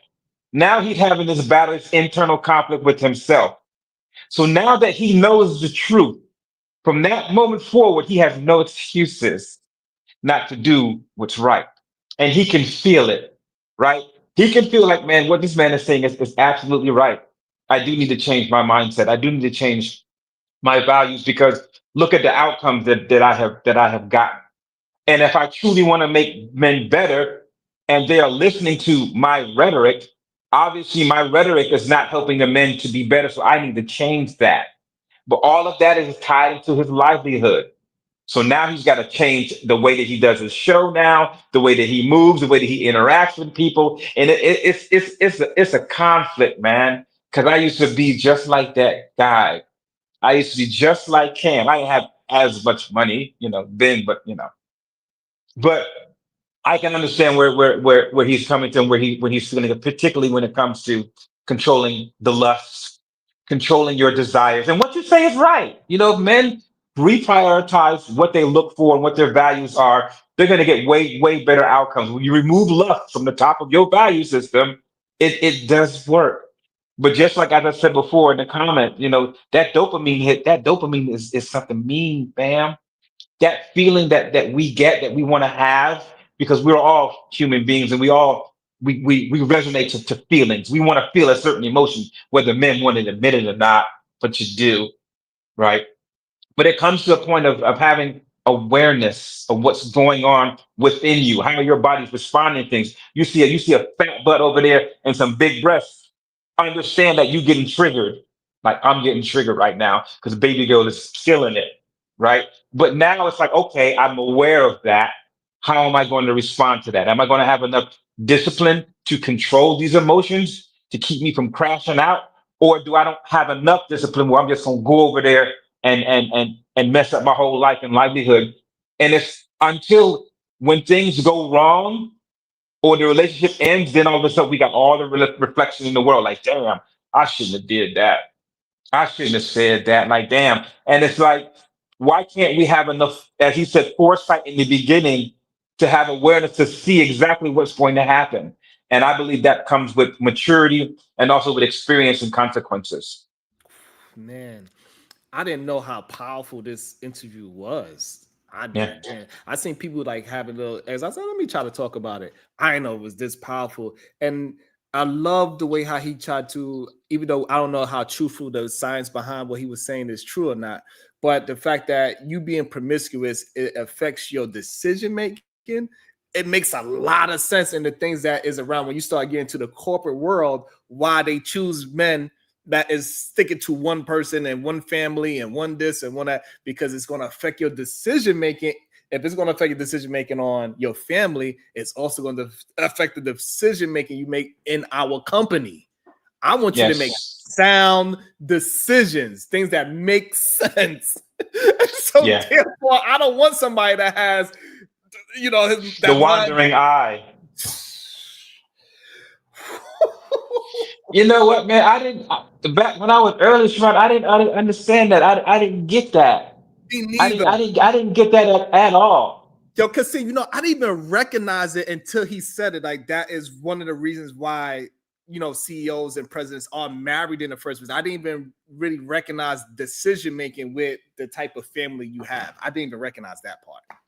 Yeah, I did a little bit earlier in my life, but I package that with stability, right? Okay. Because in a position like that, where you're managing a bunch of people and you're managing a lot of resources, they want you to be stable, right? And they understand that if your home is stable and your relationship is stable, you will make better decisions. 100%. A lot of my employees, a lot of them crash out. Well, a lot of them are having issues, getting along with people over clients. It's because the relationship at home is trash. It's trash. I sit them down right here. I'm like, listen, like, tell me what's going on with home. I never talk about the performance first. I always talk about what's going on in their personal life. I ask them, like, when's the last time? When's the last restaurant you guys went to? When's the last movie y'all saw together? And then once they start talking, and then they begin to share things like, okay, this is why, because your interaction with your spouse, with your married partner, is interfering with your thought process while you're here. It's easy for me, like, you better leave that stuff at the door when you come in here. It's like, no, they can't do that. They can't. Right? It's a part of their psyche right now. Yes. And when he said it, because when you manage people, you realize that a lot. Like, when a person's they going through a divorce, their kids is going to jail, or when they just having all these, their mothers is sick, father's sick, and all these other things, you see their performance change. You see their interaction change, and you start to recognize. And then the more you have conversations, like, and then they come on, they say, "Yeah, man, I'm having this." You like, oh, and then you try to accommodate the feelings and try to get them back into who they actually are, right? So when he said it, I was like, OMG. I never really correlated it that way. I always understood it, but I never correlated, and it makes so much sense. And I just would love for men to, when they see that and they could really understand, if you are trying to be a productive man and have a productive family, you got to make better decisions. And one of the decisions you're going to have to make is choosing your woman and finding her. But Sharon, this is the thing though, fam. In order for us to do that, we have to be real honest with ourselves, because a lot of us as men, we think that we bulletproof. We think that we make all the right decisions. It's not me, it's her. We're delusional in so many different ways. But until we understand that we're not perfect, and every now and then I'll make some bad choices and some bad decisions, and that's okay, because that's a part of growth. Once we're able to understand and accept that we're not perfect, that there's some things that we can work on, then the true healing comes in. Then you get overwashed with humility and grace. Ooh, grace, giving yourself grace. Then you can be open, to the foresight that you see. But a lot of men have difficulty doing that because they think that they're 100% okay. You know, they did nothing wrong. They contributed nothing to it. It's not them. It's the other person's fault. And I think that's a detriment, to people. Yeah, man. Welcome to the show. The world class. Good day to you, sir. How you doing? And just to build on that before world class, bringing his thought. Can you hear me? Okay. I'm good now. Yeah, we can hear you. Matter of fact, you just messed up my thought because I didn't hear your voice in so long. My bad. I wanted to say a damn joke. But go ahead. Whoa. You gotta relax. No, I was responding to you, but I was muted. My bad. Go ahead. Go ahead. Good day. What's your thoughts? What's up with y'all? What's going on? Kasim? Peace to the chat, What's up, channel. Man? I ain't seen you in a minute, fam. I've been chilling, man. I'm out of town with my son, chilling. Awesome. I went back just as y'all was talking, because maybe 3 minutes before Kasim, 3 minutes into Kasim talking, and what he was saying, I was responding to the last thing you were saying about whatever the guy was saying. He was saying Cam had asked him about temptation, and he said it. I don't know the guy name is bald guy. He said that it's been proven in science that temptation messes up our messes with the prefrontal cortex. Prefrontal cortex, and it messes with our decision making, which would really apply to everything, not just women, food, gambling, anything. You know what I'm saying? Which I would agree. So I mainly came over here just to kind of watch it with you, because I've seen clips, maybe probably like you have, but I haven't really watched it. I put in the chat from the clips that I watched that I think it seemed like he's associating non-monogamous men to promiscuousness, and I find it offensive, to be honest, but we'll see. Kind of want to see where you at. I did watch it genuinely. I'm just like you. I seen clips. This is my first time like really getting the hearing them go back and forth, and it's absolutely amazing to me right now. And like he remind me of, like, he has the same thought paths I have, but he articulated so well. And that's why I said earlier, it reminds me of Kasim. Kasim will have the same thought pattern as me, but the way how Kasim put it in and package it, I'm like, God damn, Kasim is so good at that, right? And that goes to show with his experience, and it also shows Kasim's willingness to get better, right? You could tell Kasim has to be writing as well. Like I could tell his emails, he probably has some great professional emails, having conversations, real strong disagreements with clients, and they would hear it and it would sound like, oh, now I understand. If I was to write it. Yo, Sharon, I get that so much. People are like, yo, Kasim, just write me like a normal text message, man. Like, why is that to be so damn professional? I'm like, I have to be, because I use that language more in my profession, and I have to. I don't want to, because I see some people that write messages, and it's like, oh my God, it's like, dude, like, get it together. But you made some good points there, Sharon, and as well, world class. But I think he was talking about lust in reference to how it affects the the mindset and how it affects the decision making and how it expounds the consequences. Yeah. That's Cam what I had think. I referenced don't think him doing something on Shannon Sharp. So Yeah, I whatever don't that was think about he is what he was referring to. correlated it to single men though, world class. I don't think that was the correlation he was trying to have with. Well, whatever context was it was with whatever the guy had did on Shannon Sharp, because Cam said he seen what he did on Shannon Sharp, and Cam said you talked about temptation, and then he went into the statement he made. So I don't know, I didn't see that either, so I don't know.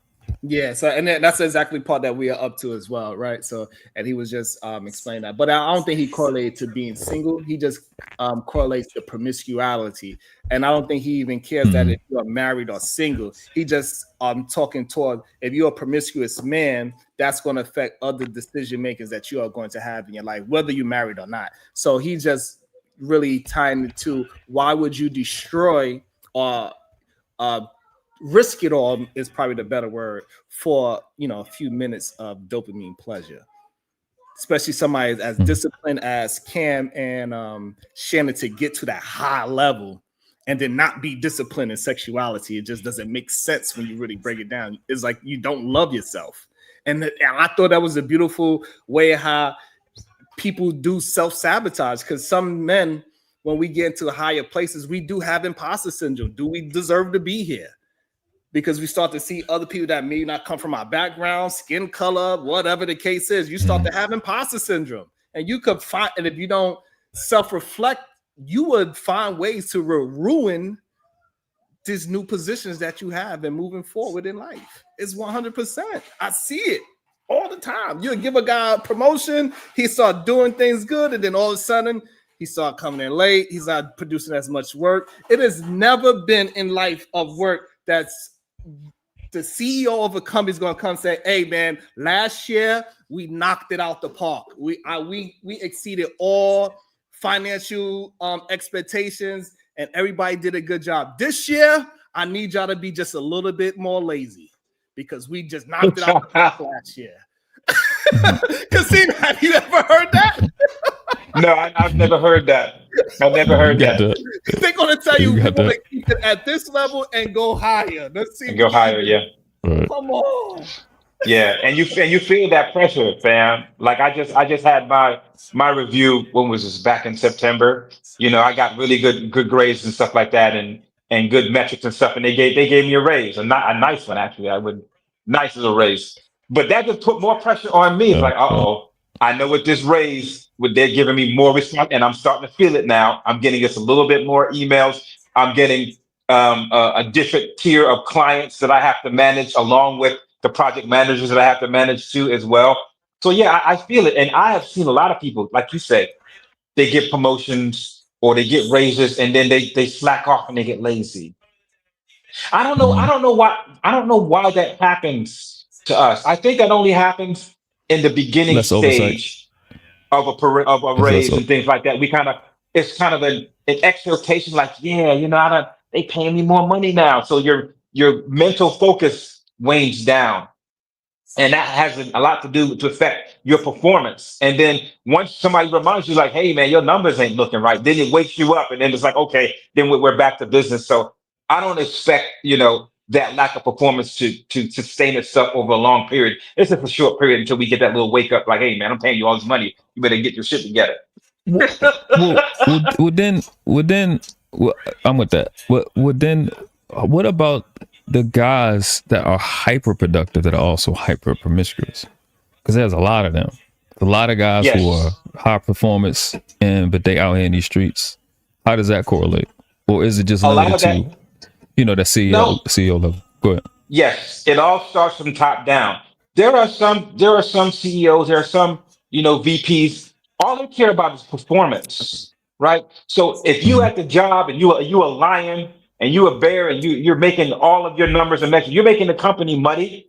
It's very nice. But then when it comes to your private life behavior, then it's kind of like, okay, I know you doing a little bit out here in these streets. I just want you to be mindful that it doesn't damage our reputation too much where I can no longer sustain your behavior, and I got to let you go. But more times than not, those CEOs are looking at the performance of that individual, You know, they say, hey man, he making us a lot of money though. And the people become too big to fail, what I like to call it. But then it gets to reputation management. Okay, if you out here acting the fool and social media gets a hold of it, then they have no other decision but to protect their reputation and get rid of the performer, even though you was bringing in millions and millions of dollars. That was a perfect explanation. I think that was good. I do I get what go ahead, question my bad. You good? No, okay. You good. I agree with you, Kasim. I think that happens a lot, but I think when there's a lot of these even billionaires that get caught up in weird situations like Shannon Sharp is caught in, right? I think a lot of it more what the guy was talking about has to do with men understanding at certain levels, like you're saying, okay, the brand come before everybody.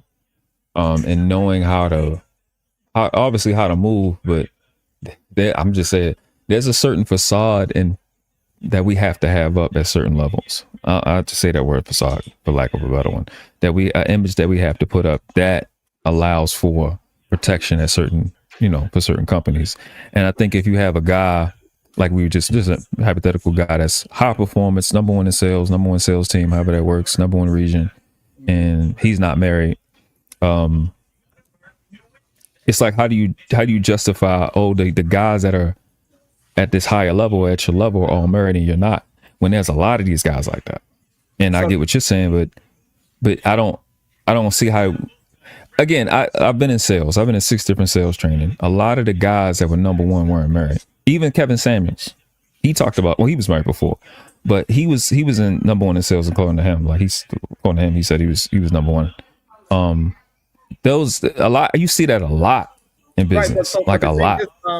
It's like, so we understand like nothing is going to be 100%, and there's going to be some men that could perform at high levels on the top 2 things. The same thing. It's kind of like the reverse of what Cam is, right? Cam was highly disciplined in his athleticism, his commentary. He's a disciplined man. Like so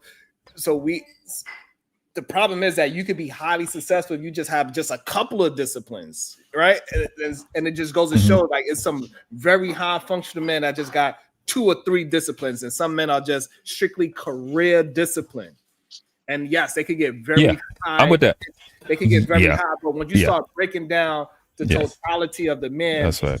They will start to, they'll start to break down and start making bad decisions. Like Kasim said, their private life. Yeah. When your private life start to interfere with, man. It's the private life that gets them. Yeah. Same thing with Shannon. It's what he was doing, what he was not on camera, that gets you every time. It got him. Yeah.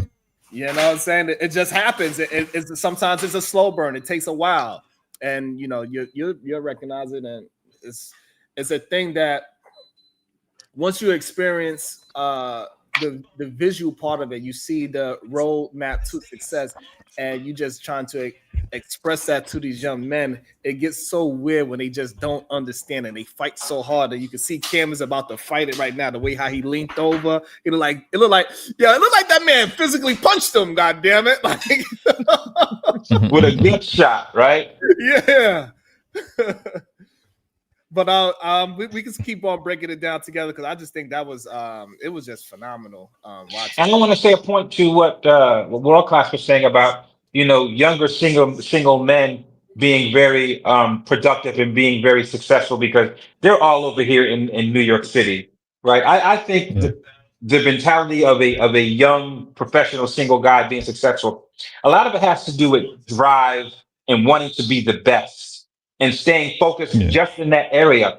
And you don't have the input or distraction or deviation from a woman, right, telling you how to move, how to navigate and things like that. It's a way totally different dynamic than when you guys are married or when you've been in a relationship together. That hunger and that thirst that you have, it kind of wanes down. You begin to compartmentalize it to where you don't have to run as fast to get the same result. And I think that's what happens with a lot of the younger guys out here doing things and moving. They're getting very fast, but once they get to a certain point where they have a little bit of influence of different insights and different ways of thinking, they can say, hey, you don't have to, you can get the same result, but you can work smarter, not harder. Yeah. I 1000% agree with you. Every word was right. Every word you said was correct. Because you do learn that when you get older. But a lot of just to that thought, I'm not even encounter what you're saying. To support it though, the young men, a lot of them that are productive, that have that drive, I say a good 8 out of 10 of them is doing it because they want women attention. Now, obviously, we like respect amongst men. Like, I want to be praised as number one. I want to be able to beat you at what we peers at. But a lot of that motivation is women, and it's like, how do you communicate to them that same motivation that's making you number one or helping you rise is also could also be your demise? Not the rhyme, but you know what I'm saying? Like, how do you tell them? I would try to, but it kind of went that way. Yeah, but you would have to basically, show them examples. Men, we like to see stuff. We like to see stuff, and we like to emulate it. Show them examples. Like Shannon Sharp is like the perfect example of how you get to a certain level, and you crash out because of your personal life and your behaviors and certain attributes that you can't control. That is the best way for you to do that, and to get them to have awareness. Just like me and Sharon was talking about before, having awareness about what's going on with your body, what you're feeling, how you're responding to things, and getting those under control, because that's where most of us crash out, is that we have an emotion, and we don't take the time of applying the logic to it, and we just go on that feeling, and then we crash out. So having the men have awareness about what's going on when they see something is very, very crucial. Yeah. That is an actual solution, is to show them examples. That's the best way to go about it, especially because they show me, I gotta see. That's a good point. I appreciate that. Yeah, we gotta have more people that's walking the walk on both sides of the fence. So all right, listen, you guys. I'm sorry, Sheriff. I got a 1 o'clock. I gotta do it. Hopefully, when I get finished with her, I'll try to hop back on. No doubt. Thank you so much. That was some great insight. All right, man. Thank you. Mm-hmm. I always enjoy that when Kasim could articulate my own thoughts better than me. He got a certain skill set, world class for sure. I don't know if it comes with age or that's just how he thinks. You know what I'm saying? Like it's refreshing. I think because Kasim, his training is different. And yes, you said Jason Wilson. And with Jason Wilson, right? Like I had the same sentiment as what he's saying now, right? Because I didn't see this part. Oh, that's that guy name? Yeah, his name is Jason Wilson. With the beard, Jason. Okay. Yeah, Jason Wilson. And he and as we just allow him to communicate, we actually could see it without being clipped up, right? All these different clips. And I'm like, oh my God, I gotta get better at communicating. That's how I'm looking at it. Because me and him have the same idea, same mental position, right?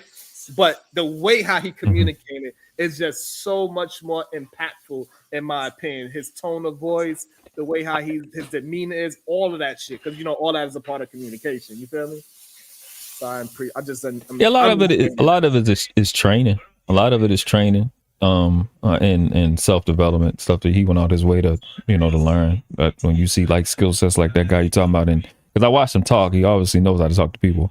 In Kasim, for example, they're trained. You know what I'm saying? They know how to, get to that place. So my thing, when I see things like this, like him and Dr. Cheyenne Bryant, I just don't know why they keep talking to Cam like he's just some reckless person. He's intentionally having children with some type of poly environment with women.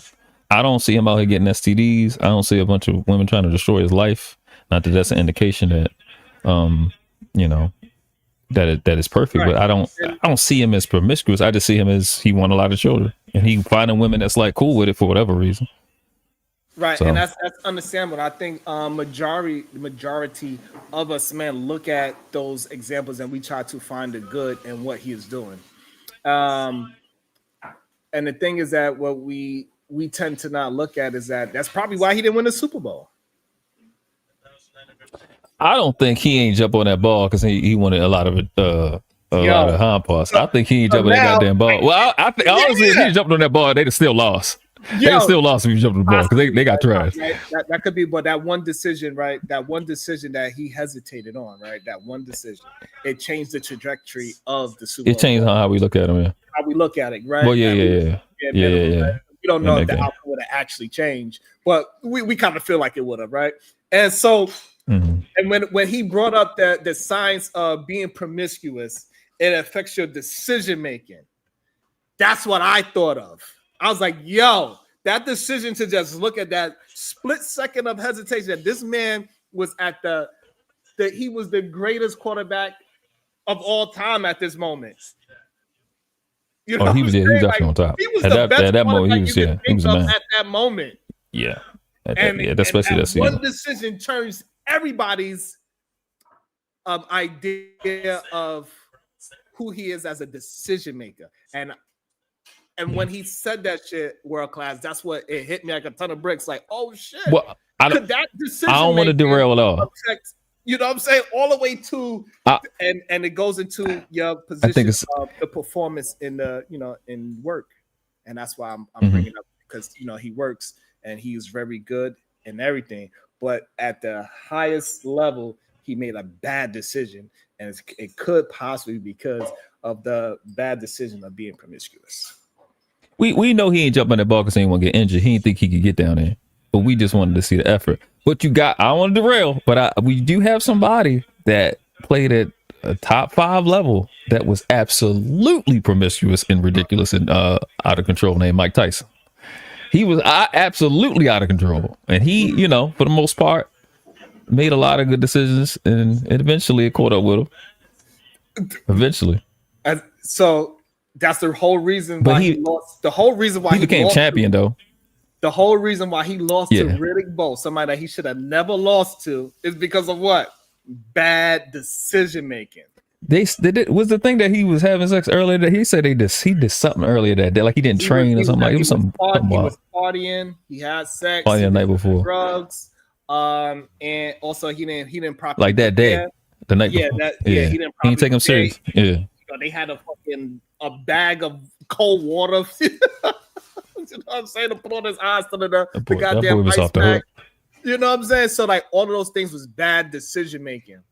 And so, and again, so you can absolutely be a stud because you have so much talent and skill, and you do have discipline in your craft, and so it could take you very far.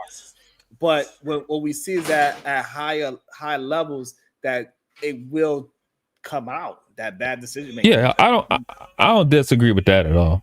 I just, like I said, I just wanted to pose a question because that was a great question. Law of habits says. Yeah, one of the laws, man. How you do anything is how you do everything. So I was like, ooh. Yeah. I was like, ooh. Yeah. It'll show up somewhere in your life. If you're not disciplined, you're not gonna get away with it forever. It's gonna show up at some point. So it's not inconceivable, even if you, regardless of how you look at Cam or look at the situation, because I don't really find nothing. I don't think it's bad. I don't think it's good. And I think he's in an environment where most people are not preppy to it, but I don't look at it as like everybody need to come talk to him. And like he's like some out of control person. That is a great talking point that we got to have a conversation with, right? And we got to start figuring out a way to break that down. Of his decision, it's not a good or bad thing necessarily. Yeah, it's about what outcome you actually want for yourself. Right? I'm gonna say this out there in the world. So if you are pushing that kind of lifestyle as a successful lifestyle, then you need to push it as this is what you wanted your lifestyle to be.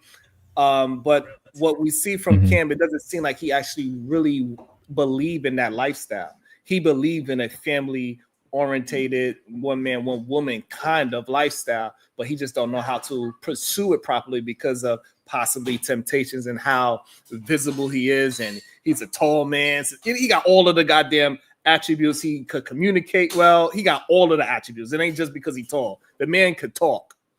He could hold a conversation other than just saying, I'm a good football player. And which a lot of men do not have the skill set to communicate with other human beings. And me and you both know that, right? Like they could have all the abilities to be 6 foot this, athletic and all that. And then you try to have a conversation with him and he's like, yes, no, I don't know. No charisma. You know what I'm saying? Like we know. And so I think it's interesting. And as work class get it, he probably got a phone call. Shout out to my beautiful sister. Conversation with MJ. Thank you so much for being here. Always showing me love. Thank you so much. Conversation with MJ. Oh man, this is such a. I'm really enjoying this. This Jason Wilson and Cam Newton, man. Like this is really good, in my opinion. It's brothers of all walks of life, different shades of color. We've been conditioned to be performers. From us, as far as slavery, it's just doing what master say. Boy, get over there and have sex with Sheba. Man.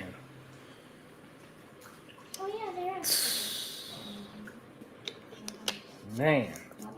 Get over there and just have sex. We just doing what master say? I need another slave nigga. Ooh. And you go do that. That intergenerational behavior travels down the lineage. And brothers like us with influence, if we don't say it, they don't, no, more so than say it, if we don't show it, they don't do it.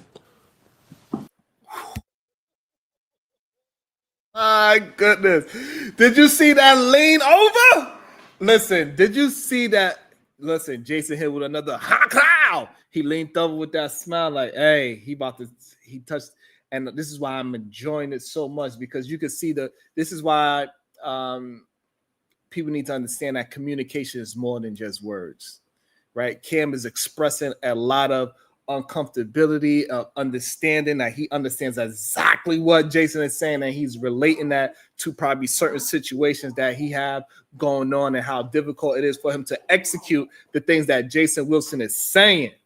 That's what I feel like he leaned over, because he knows that is 100% correct, but he also knows how difficult it is for someone of in his position to achieve the things that Jason is saying. That lean over, man, that lean over was crazy. Yo, MJ, that lean just now, that lean was crazy. I gotta rewind that after he said that. Hold on. And brothers like us with influence, if we don't say it, they don't, no, more so than say it, if we don't show it, they don't do it. Woo. Can we take it there? Yes. Let's take You the one with the iPad, brother. I don't have no notes. Yo! Yo! Wrong class. You the one with the iPad, What I brother. miss? I don't got no notes. It's a bar. Oh wow. Oh wow. Yo, world class. That lean over that he did with the smile, like you could tell that really he thought of a very specific thought pattern. That's why it was so beautiful to see the communication when he said we could go there. You know what I'm saying? Like all of that shit was just, this is A1 communication right here. You the one with the iPad, brother. What he gonna do? You think he gonna put it down, bro? Yo, real class. Is he gonna hold on to the iPad or he gonna put it down? He got to hold on to it. He got to hold on. He got to hold on to his notes. All right, so wrong class, he put the bet that he's gonna hold on to the iPad. I think after that, he already touched that man's soul right now. He's really into the conversation. They are really conversing. This is what real conversations look like when you are digging deeper into the surface level of the topic and you actually go into the topic. This is what it's supposed to look like. This is when somebody is entrenched in the conversation. I love this right here. I think he's going to put that iPad down because they are really having 100% genuine conversations. So I think he's going to put it down. Wrong class says no. Let's see. I'm going to bet you a like for it, wrong class. And if I'm right, I'm going to dislike. Yeah, so if you right, you hit the dislike button. If I'm right, you got to hit the like. You're going to say it. You're going to say it too. I'm going to rewind it just a little bit, so let me see. All right, let's go. Hold on. That was so beautiful. Go ahead, Jason. Yeah, if we don't show it, they don't do it. Oh, look at that smile. Can we take it there? Yes. You the one with the iPad, brother. I don't have no notes. Woo! I came here for you. Say less. Say less. So he showed Blitz and Cam called the timeout.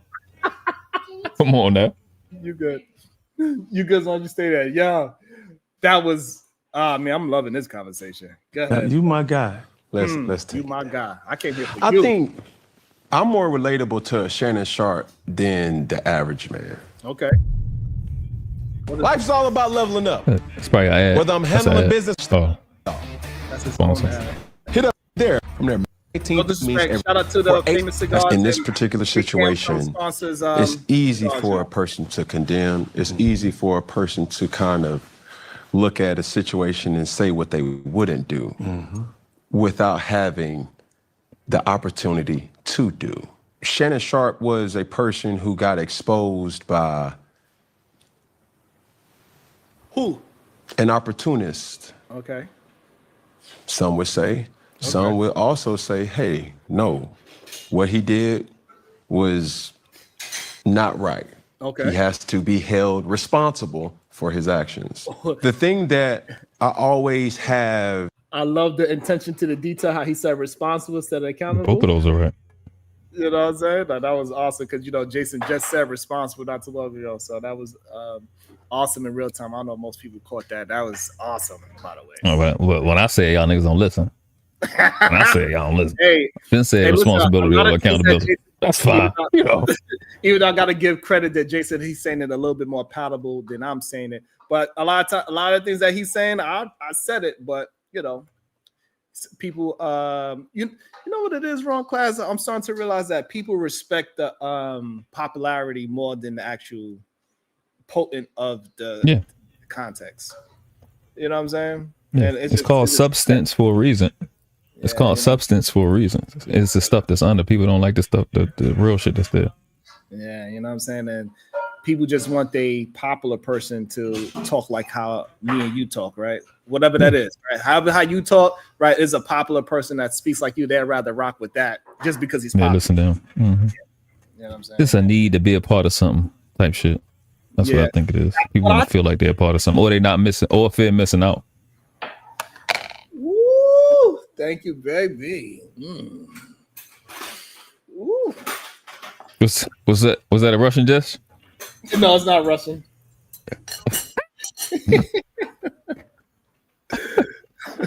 I wouldn't even know what a Russian dish is. I ain't gonna let it hold it.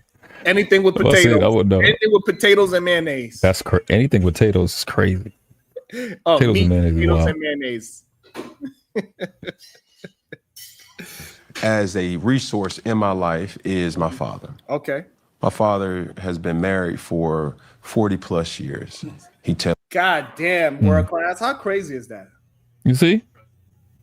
That's what I'm saying. That's like, y'all, I didn't know that before you said it just now. Is that like so? And to me, for me, when I hear that, right before he finished, I wanted to stop there because I don't want to. I'd rather be proven wrong, right? It's like for me personally, this is the problem that I have with a lot of the goddamn Rimbro shit, right? It's because it affects men that even have the proper examples. Like he literally, well, we don't know what. Hopefully they have a good relationship, right? The mom and pops or whatever. But you have somebody that's married for. He just said that's his resource. You have somebody that's your resource. That's the part that caught me. Like that's your resource. That's what he said. And so if that is your resource, it's supposed to translate into you if you believe that is the right thing. What got you so scared? But that's crazy. How can watch this, right? But watch this. How can him watching his dad for 40 years, obviously, and what I'm talking about is before 40 years, well, him watching his dad be with that one woman for 40 years translate to his life when he's a world-class athlete amongst world-class athletes. His dad never had the pressure and attention and offers that he did, so he don't know how to turn them down. He never seen it. You know what I'm saying?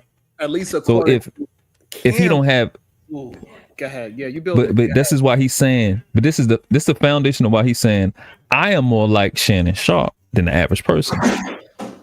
Even though Shannon Sharp had his brother, but his brother wasn't his daddy. You know what I'm saying? So it's a man. This the thing where it's like all this pressure on whether a man is a good man or not. When you haven't seen amount of offers that the previous generation seen, you don't know how to turn that down. Because I was just talking to a young lady earlier today. I'm like, you're attractive. People will get at you because you so-called single. You don't have you're not married, but you're attractive. So you may see 2 or 3 guys talk to you a day. That's 90 niggas a month. That's well over 1,000 niggas a year that you got to say no to or you got to say yes to. A chick that's not as attractive to you don't understand that. When you have these offers, you got more pressure on you because you don't know if people just in your face just to be a part of the ride. You don't know if they in your face just to keep you out of other people's face. You don't know who's really there for you. That's that one part. The other part is eventually you will crack. Eventually you're going to say yes to somebody. So Cam may not have seen his daddy do that. It's not an excuse as it's okay for everybody, but you got a Cam that's going to fail. I'm so glad that you recognize it. No. I'm keeping shit genuine. I'm not gonna be phony on it. That's 100% excuse. Yeah, I'm not gonna be phony on it. That's that. Go ahead. And that's the issue right there. That's the issue right there, is that it is an excuse, and that you are trying to justify your being of this thing that you clearly don't agree with, and that's why you're using your daddy, because you agree with your daddy's relationship. But you use an excuse that you have more visibility, more success, more. What I'm saying is his daddy. In reality, wrong class. Nobody cares how difficult it is. Mm-hmm. You still gotta perform. So we don't. I understand. He gotta care. You go ahead and dive on that ball. Yeah, I know, but this it's not speaking to whether it's an excuse or not. It's speaking to the fact that he had an example. And why do men deviate when they have the example? It's because the example wasn't given you. They wasn't in the same environment that you was in. That's why that happens. Now that's why I shifted to. That's not a necessarily excuse, but at the end of the day, you're going to have a Cam that's going to give into that eventually. Like I said with Mike Tyson, eventually all those bad decisions caught up with him, and he, forfeited his championship by his performance. That's the thing that men do to confirm their bias of this excuse. You don't have the same thing. We hear it all the time around class, right? We hear the old man saying, "Hey, these young men talking about us, we are worse than what they were." But really, the only difference is that you could see our failures and we couldn't see yours. Mm-hmm. That was just as much as us. Yeah, I was fighting just as much as us. Yeah. Y'all had teen pregnancies at a higher rate than bro. And so the excuse that they have is that we don't have no video evidence of it, so therefore they are better. And so this is why I'm going to correlate to this. So yes, maybe not as high level. He got more. So the average man got 20 women to pick from, but regardless, he still had those 20 women in his life at all times. And only one of those 20 women could ruin his potential marriage. He has 200 that could ruin it. Yes. Mm-hmm. However, it's still it's still relevant to the person, because he's a big. No, it's relative. Right, it's relative is probably the proper word. Yeah. It's relative because maybe daddy had to turn down 20 women a day. Well, you got 200. So you just got to do what daddy did 10 more times. But even at that level, like the CEO level, they know there's a certain degree. Like water is extremely warm at 211, but it don't boil to 212. After a certain degree, you got to be Superman. You know what I'm saying? And he used to literally do the Superman celebration, but you're not. You stay your daddy's son, regardless. And it's certain, Sharon, there's certain women, bro. When you in a room with them, nigga, it's pressure. It's certain women that got pressure. And if he's seeing 60 of them, you go ahead. Listen, I'm not mad at you, Paul, but you gotta, if you can't completely remove yourself from the situation, which he can, but he can't. And I say that kind of contradictorily because there's things you can do, but the world that you're in, the baddest woman in the world is going to be there. They're going to be there often. You know what I'm saying? Because I don't think Steph is cheating every day. I wouldn't look at Steph Curry and say he cheating. You know what I'm saying? I wouldn't. Cam, yeah. You know what I'm saying? But then it depends on the dad. That's why I always go to the solution to these questions, these manosphere, women empowerment, beef, gender war beef is being better parents. And it starts with conversations like this. What type of parent are you going to be? You know what I mean? What are you showing what did your daddy show you? What are you going to show your son? Right. Et cetera, et cetera. That's why these is important. Whether we agree or not is just how can we be better parents coming out of this? And the reason why it's so important, because you could still fall into you put yourself in an isolated bubble and saying, "Hey, dad, you don't understand what I'm going through." when your dad actually do understands it. It's just that not on the same scale, but it's still the same situation. Yes, skills. It's okay for you to just say, you know what, I got to do better because I am a much higher caliber person. So therefore, I got even more pressure to show young men how to do things. That's just what it is. That's facts. So I don't disagree with that. Somebody in the chat don't have the same responsibility as I do to bring out truthfulness. If I'm talking about, you know what I'm saying? It's just that's just what it is. Somebody that's a degenerate.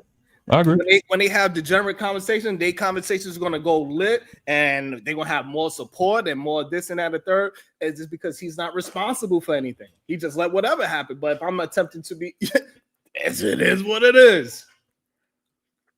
You know what I mean? And we gotta respect the responsibility levels, I think. Whew. So that was I'm gonna rewind it back just a little bit so they can know what we was talking about and why we paused it and see what he actually says and see how far off we were. I always have as a resource in my life is my father. My father has been married for 40 plus years. He tells us that every Sunday dinner. Right. My mother only knows my father. My mother's father introduced my father to his calling as a pastor. And when we have, I think it's important to point out that his father didn't have that pressure. His father's a pastor. So his father did actually have that. He had pressure. I don't think it's the same, but that is pressure. When your wife's daddy is a pastor, that's pressure. Yeah, ain't no question. And it's just relative, like how we said, you know, it's accountability. But we do understand that it's a level of accountability. World Class is saying that it's pressure because he's dealing with single mothers that's going to be looking at him a certain way and trying to holler a certain way. There's going to be married woman that's going to be trying to holler and get herself in position. Like so. If he's a successful pastor, which he probably is, he's able to develop Cam. That is going to be extreme pressure for his father as well, and plus it's extreme, especially for the average person. Right. Well, to support what you're saying, yes, for the average person, I think what Cam is talking about with his dad is more pressure than the average person. When the woman that you're dealing with is her, and you a Christian, you in that world, that's the world you want to, be responsible in. That's a lot of pressure when your girl daddy is a pastor and you want to also be a pastor. That's a lot, because so you really don't want to mess up. So I don't think it's equal to Cam's superstardom, but both of those are more than what the average man gonna go to just meeting the chick in Walmart and then y'all dating and then y'all get married and that girl daddy is in jail or something like that or just working a regular 9 to 5. It's a lot of pressure. You know what I'm saying? I agree with you with that. I don't think it's equal to what Cam going through. That's a different story now. It's between, like, you got drug dealers and people that's in between, but in terms of the women offers. But yeah, I'm with you with that. I agree with you. I see my guy Cody in the chat like that's bullshit. But you got hard conversations about my inability to get married or settle down. The things that are kind of brushed away is like, oh, you don't have self-control. You don't have discipline. But I ask this, and I say it to you also too, Mr. Jason. When you go certain places, like people really wouldn't know who you are, respectfully. You're wrong. No, go ahead. No,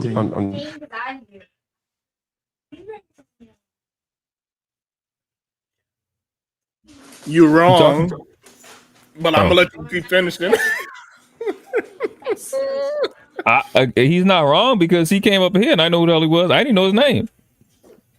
Because and this Cam Newton. Now, if I said that to him, he could say that to me because nobody know me, and people barely know who he is. But that's just Cam freaking Newton. There's no way he's gonna go where people not. That's why he said it's certain places that you would go where they wouldn't know who you are. This is one of the certain places. I don't know who the hell he is. I just seen him on the clips. I never seen him a day before this. I mean, the day before those clips. He's not on Cam Newton level. If Cam know who he is on Cam's level because Cam know who he is to bring him on his show. He is very visible if you are in the you're wrong. that's like you saying Dr. Shan Bryant was on his level. You Okay, not so let me ask you a question. just because he was on the show. He may got some motion, but he definitely Jason got that on camera. Have you ever seen a video of a dude? Let me see. Let me think of an example. Have you ever seen the video of the dude? He's training this young boy, and he told his father he was making the son do the push-ups. And then he couldn't finish out the push-ups, so he brought his father in there and said he's going to help you do the push-ups. When I'm actually awake, Have you ever seen it? It's a clip. It's viral right now. Yeah, it's a viral clip. No, not what you're describing. I'm not familiar. It's a viral video. Yeah. All right, we'll get back to this. Since you didn't see it, that is what it is. Let's get back to what they're saying. Let's see how he breaks this down. He said, "You're wrong." I'm just messing with you. I'm trying to make a point. Yes, sir. And the point is, when you talk or when there's discussions about how a man can fall victim, yes, it's and let me go back because that did not sound right. No, I appreciate it. I know where you're talking.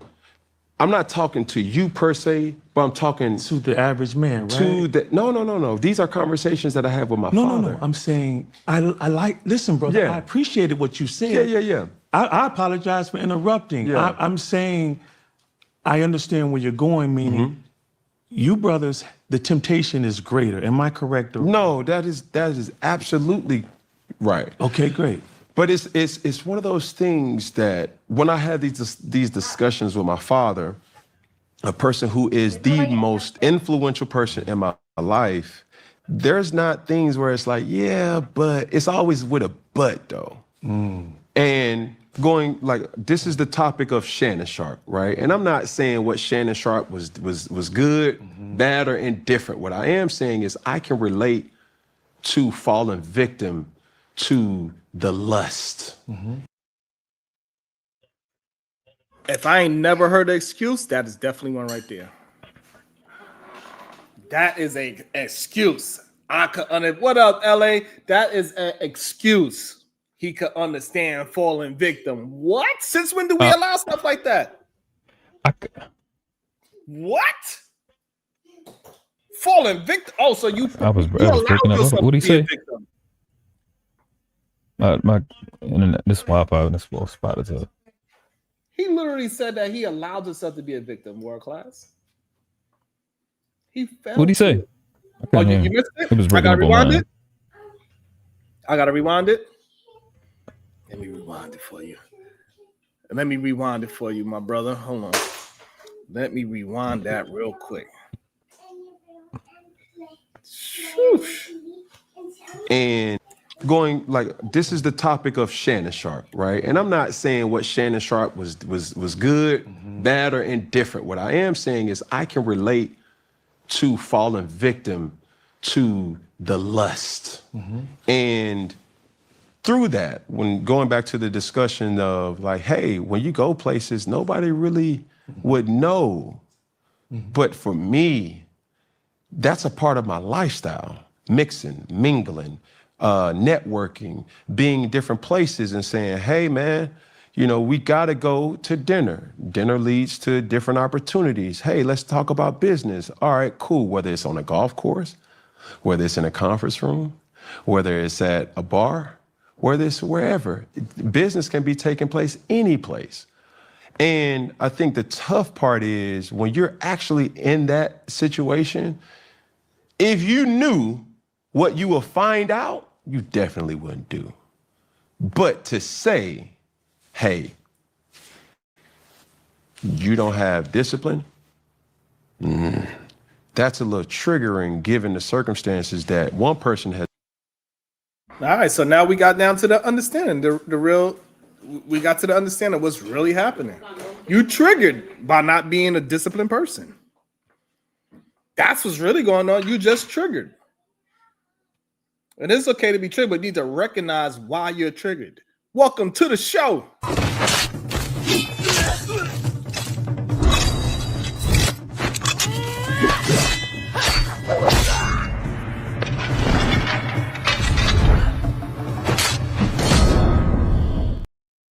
Welcome to the show, Supreme Goddess PhD. How you doing today?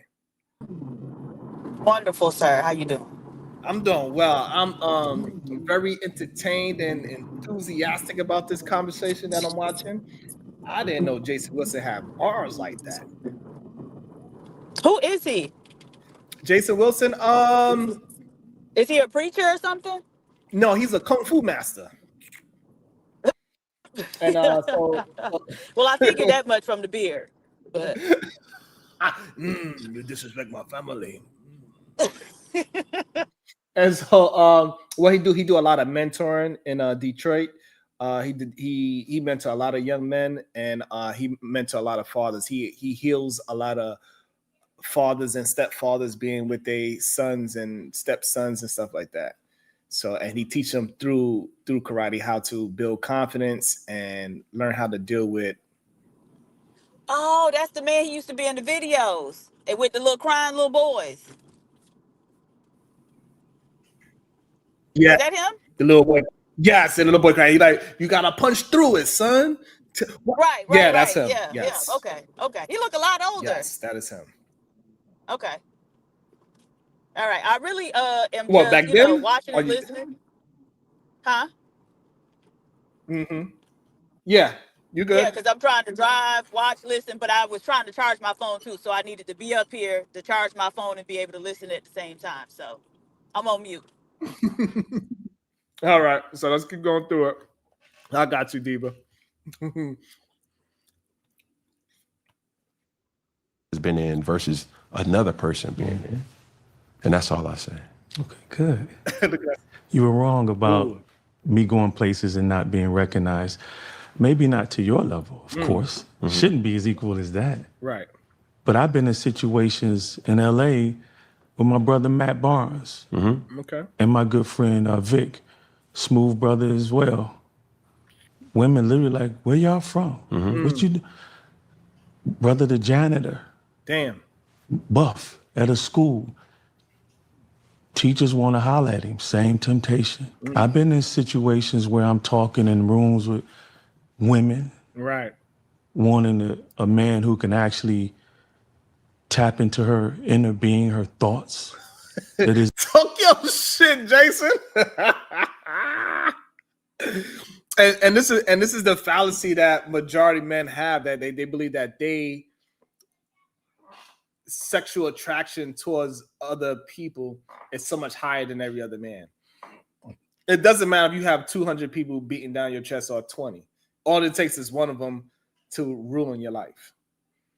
You fall victim, how Cam just said it, you fall victim to your lust with one wrong woman, and that could destroy $40 million. That could destroy your relationship with your wife. That could have your kids on visiting hours. You only see them every other weekend because you are lustful. This is what Jason Wilson is trying to explain. And for some reason, men want to fight it. Hey, look, if you want to be successful, you're going to have to make good decisions. And one of the good decisions you're going to have to make is not be a promiscuous man. Stop giving your peen out to everybody. Stop letting everybody sit on that damn thing. What's wrong with you? Get it together, goddammit. Let me get back to it. And Diva, you can stop it whatever you want to. You just let me know. So I know you're driving, so you good.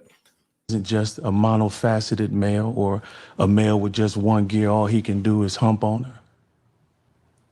I work with single mothers with their sons, helping their sons navigate through their father wounds and even mother wounds and failing in school. You think there's no temptation of women trying to come on me? Woo, that's some reality for your ass. Look at Cam's face. Look at Cam's face. Man, I'm telling you, that man Jason Wilson got my man brother Cam in a headlock, and I love it because you can see how communication is so nonverbal that Cam is absolutely absorbing this information and understanding how it relates to his difficultness of implementing the things that Jason is talking about into his life. And he is in real time looking at the different difficult things that he's going to have to do to make those things happen, that he agrees with what Jason is saying. And it's awesome to see. And this is the problem that a lot of men have. They know the cost is going to be to achieve certain things in life. And it's just, the reality is that a lot of men don't want to pay the cost. They rather keep their money in their pocket. It is what it is. And when I'm saying money, I mean, like, he knows that he had to give up certain things, not necessarily money. When I'm saying cost, it costs to be the boss. It doesn't necessarily have anything to do with money. Whew, this is powerful stuff right here. Talk to him, Jason. We all have temptation. Yeah, but the degree of temptation. But see, man, I'm gonna talk. How old are you, Cam? Like 53. I'm gonna turn that around 35. Close. All right. So 58. you're young enough to be my son, and I say that respectfully because you got an amazing father. Mm-hmm. David told Solomon before he died to show himself a man. When I look at you and what you've accomplished on the field of football, you're a warrior, son. I don't care what position I put you in, you'll handle it if you trained right. The issue isn't, son, that you lack discipline. You've shown that. You're here now. You got discipline. You got self-control. Look at all you've accomplished. What you lacking is the self-love piece. Man.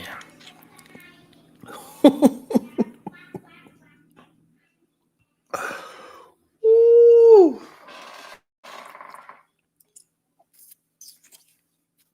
And what it goes to show that a lot of men are missing the self-love piece.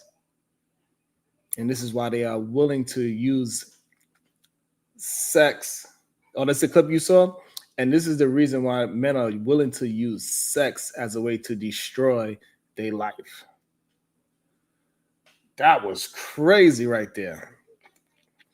What he's saying, world class, is that, like, listen, we understand you do have discipline. So you getting triggered over the word discipline, we understand. And maybe it's just not the proper word to use that what you're going through, because you understand being married for 40 years is the right thing to do. And the fact that you are going against the right thing to do shows that there's something missing in you. So that is the self-love piece that Jason Wilson is talking about. Because being married for 40 years is the right thing to do. And if you had more self-love, you will go ahead and implement all the things that you need to do to build that kind of love with your woman. That's powerful. Man, y'all men need to have more self-love. You need to love yourself, God damn it. It don't matter if you buy it or not. That's the problem. Here's the thing, Omega. It doesn't matter if you buy it or not. The problem is that you know the cost. And then we see that a lot of men don't want to pay it. They don't want to buy it. That's fine. Then you're going to get the results that you got, whatever it is. As long as you satisfied with the results because you are buying something regardless of if you're not wanting to buy this program, you still bought a program. You buying into somebody's programming, and hopefully that program that you're buying into is of your own. But if you believe in marriage, you're going to have to buy into what you have to do to implement the correct things in your life to build your family. And one of the things that you do as a man is not put your family in danger. Go ahead. Things have happened in your life that triggered what's happening now. The Super Bowl, for instance, which I, again, salute you for being transparent. Everyone can talk about why didn't he jump on the ball? Now, one thing you say is your analogy you were saying, what I can't relate to is being in Super Bowl 50, right? Yes, sir. Beast quarterback. You were my son's top dog. Yes, sir. Everyone was pulling for y'all to win. That I knew in my sphere of influence. Did he just hit him with the Tyra Banks? We all was rooting for you. He just hit him with the Tyra Banks. We was all rooting for you. We wanted the best for you. We was all pulling for you. I'm sorry. Shout out to that. That's what.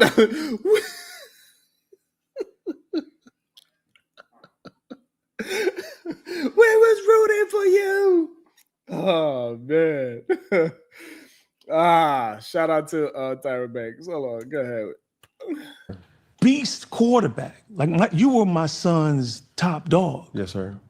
Everyone was pulling for y'all to win. That I knew in my sphere of influence. I ain't never been in that position. Millions of people watching. Ball gets knocked out of my hand. Just that moment of hesitation. Like I teach in fighting, self-defense. The guy has a knife. This moment of this will get you killed. You got to respond. In that moment, because I watched it again, hearing the commentators like, now that's applicable. You put them in that situation, that's different. That's high pressure. But I share all of that to say, brother, every man, this is a good analogy, has the ball knocked out of their hands sometime, and we hesitate to dive on it. That's how he brought it together, wrong class.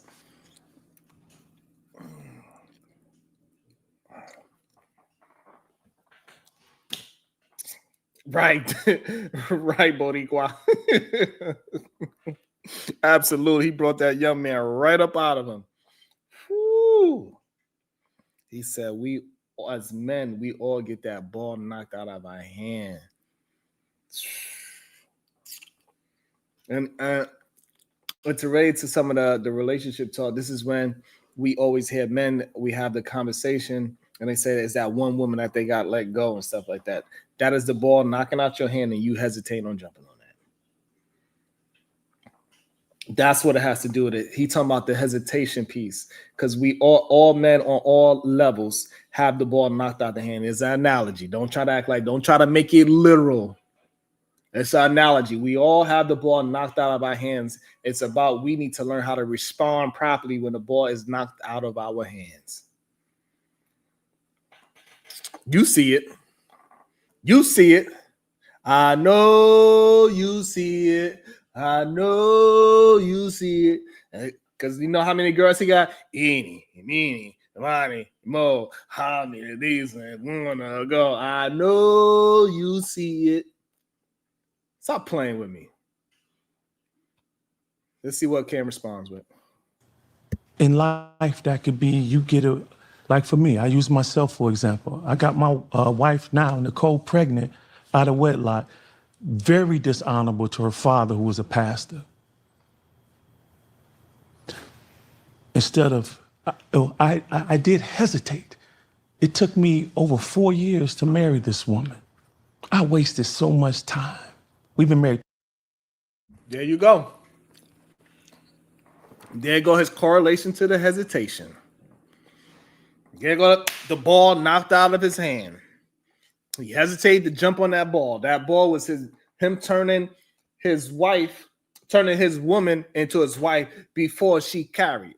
Married before carried. That's the hesitation. That's the ball knocked out his hand. That's how he correlated. He said a whole lot. Big dog. He said, You so damn stupid.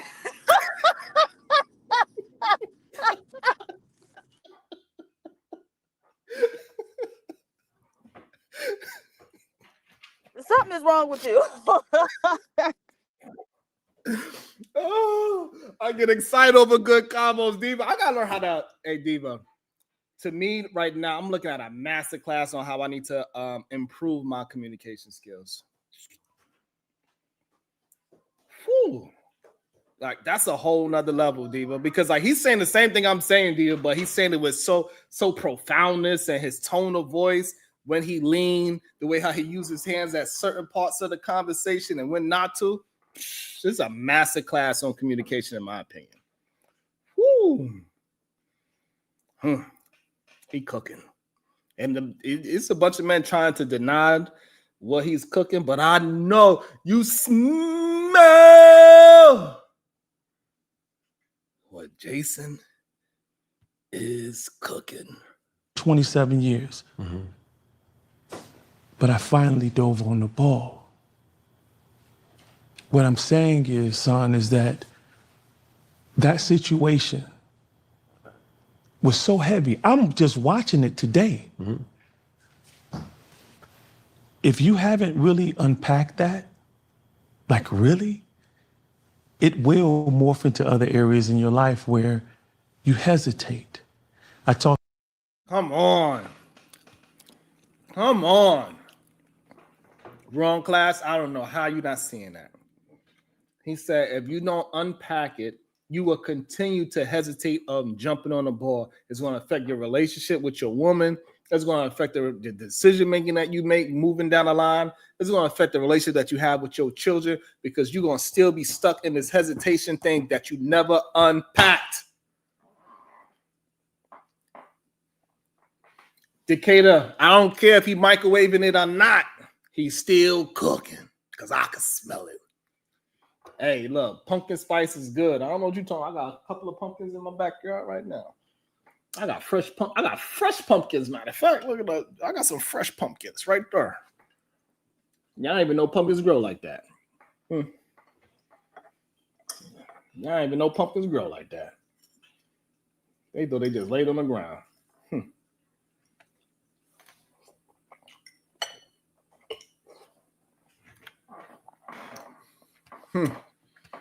To a lot of men about being married. They can love the woman, desire to be with her. They always say, well, Mr. Wilson, I need to get a little more money. Mr. Wilson, I need to get this house. You know, maybe when I get this business going, I'll go ahead and lock that in. I said, me and my wife, we got it together. I didn't have money, a lot of money. My wife was a nurse. We put that together. That's why the scriptures say it's not good for man to be alone. The woman in Hebrew, the word helper is Ayesha, which also means a shield, succor, support. So when you look at what's happening, we're missing that. Especially when it comes to show that over 80% of millionaires are married. What are we missing? Majority of us is fear. And then the inadequacy piece, the imposter syndrome. Come on. Did I not just say, yeah.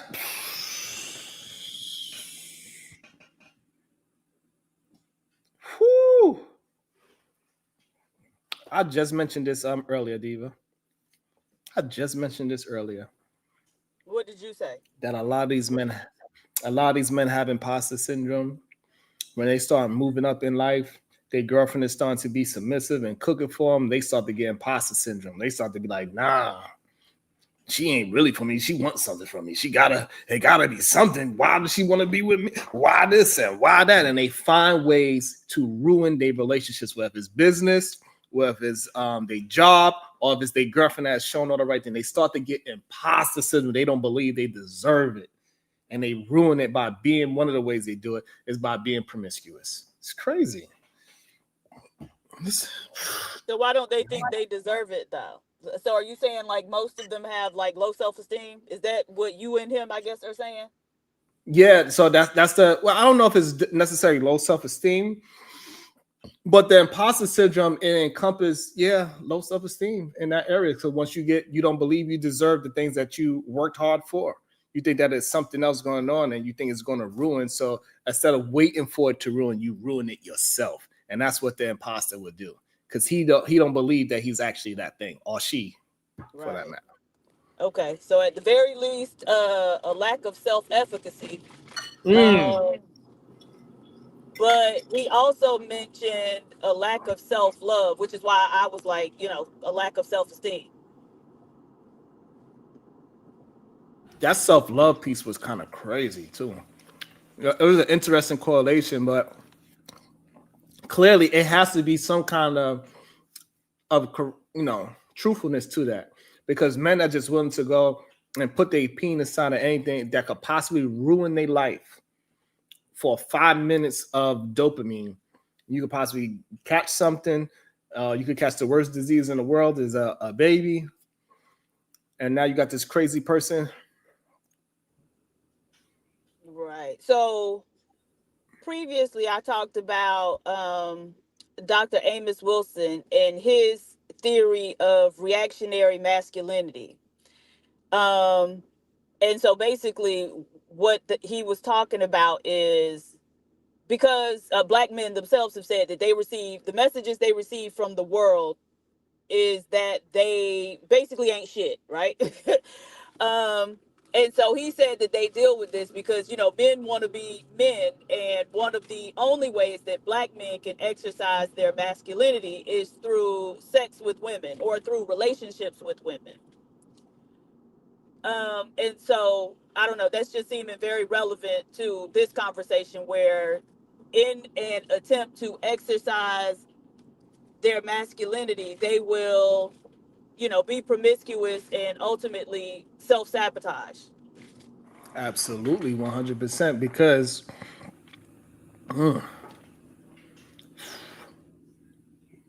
it's crazy, because they're looking for validation from the people that they are bragging about how much women they get. Because usually men that are promiscuous, they also let you know that they get a lot of women. It's very rare that you see a promiscuous man very quiet about it. So they looking for validation. And one of the ways they could validate themselves is by saying, look how many women I slept with. But deep down inside, you just want a hug from your goddamn mama. I'm a good boy, mama. Yeah, that's all you really was looking for. And then there's so many men that would excuse, and the problem that I have with Cam, well, not the problem. The issue, what I'm seeing, let me try to word this problem. What I'm seeing with Cam is that he seems as a man that would like to have the same example of a relationship like his father, but he's giving himself excuses why he cannot achieve it, i.e., he's famous and he's a superstar and rich. I And don't so know. that I suspect that Cam's father was in many ways much the same as he is, right? So his father was a preacher or a pastor or something, and he talks about how influential his father is in his life. And he's also said some things about his mother. I can't remember exactly what he said, but it led me to believe that daddy was able to cheat all on top of her head and she stayed there, right? And a lot of Christian women believe, like, whatever the man do to you, you just stay there and take it. That's, what God wants you to do. But so I always got the impression that his daddy, like, wasn't shit in the same way that he ain't shit. I mean, you are awesome at reading between the lines. So I'm gonna leave that as an option for later on interpretation for me myself. Because I Fair didn't I enough. didn't I didn't hear enough of the conversation between his daddy and about his mama to put in some context clues yet.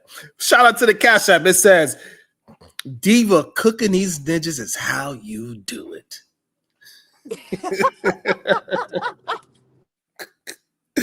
Oh, thank you so much. Oh man, so I mean that is because maybe he do know a little bit more about what's the ins and out, and maybe that's why he have a little bit of trust issues with the whole marriage thing in the first place. He like, why do the whole damn thing if I could do it without physically getting married? Because I know what that's going to lead to for myself. That's a possibility. I never, I don't know enough about his parents. I didn't even know his father. I would not have thought that he came from a household with a mama, daddy, 40 years marriage. I would not have guessed that. Right, and that's what I'm saying. Like, everything he outwardly says would lead you to believe, like, well, then how'd Yeah, you turn out like that? But I can't right. remember what he was talking about. Maybe it was the conversation he had with Dr. Cheyenne Bryant. But he said something about his father and his mother, and it just kind of made me raise my eyebrow and be like, oh, okay, so daddy was a Rolling Stone for real. He was there every day, but he was taking his dick on the road, right? Mm. And we know being a pastor, there's a lot of temptation. Right, and most of them, are weak and fall victim to it. Is that what the man said? Fall victim to? All victim. Right, they fall victim to it. Damn. Deep on it. And my whole issue with this thing is that I don't understand why so many men will understand Cam Newton's position on this whole situation and condemn Ayesha Curry on her position. I don't understand that. Because regardless of what Ayesha says, she's doing all the correct things. And we should be more concerned about what she's doing than what she's saying.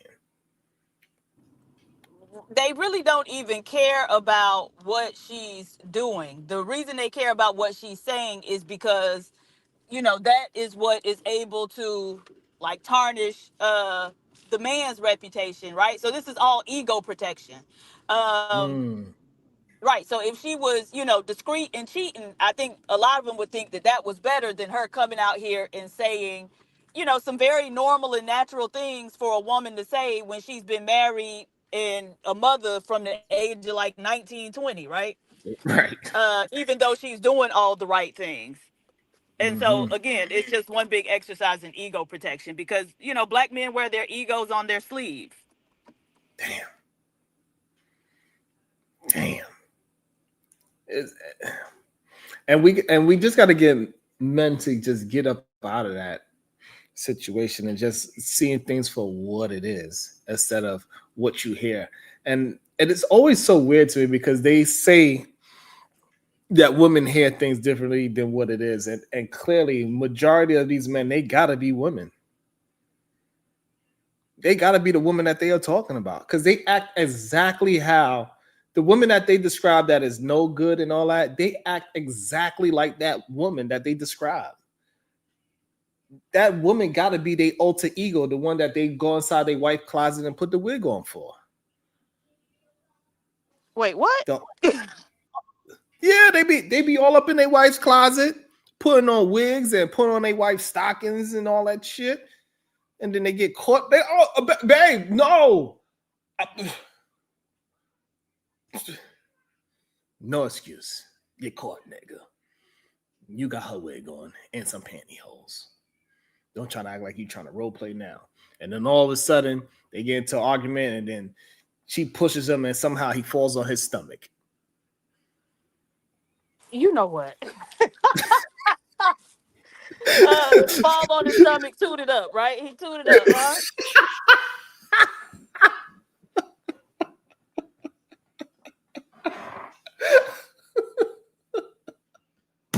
I don't know. It's just weird. I don't know. I don't really begin it. Oh shit. I crap myself up sometimes. Goddamn. But let's get back into it. Let's see what he's saying. Oh shit. I'll be doing too much. Now, when I get married, I can't be a stoic. Oh, she's going to find out that I'm depressed sometime. She's going to find out that, man, I still struggle with confidence. I'm really not the leader she thinks I am for her to be around me all day long. That's why I say, man, it's not the lack of discipline. It's not even self-control. Those are fruit. That was powerful right there. Because this is a problem that I see.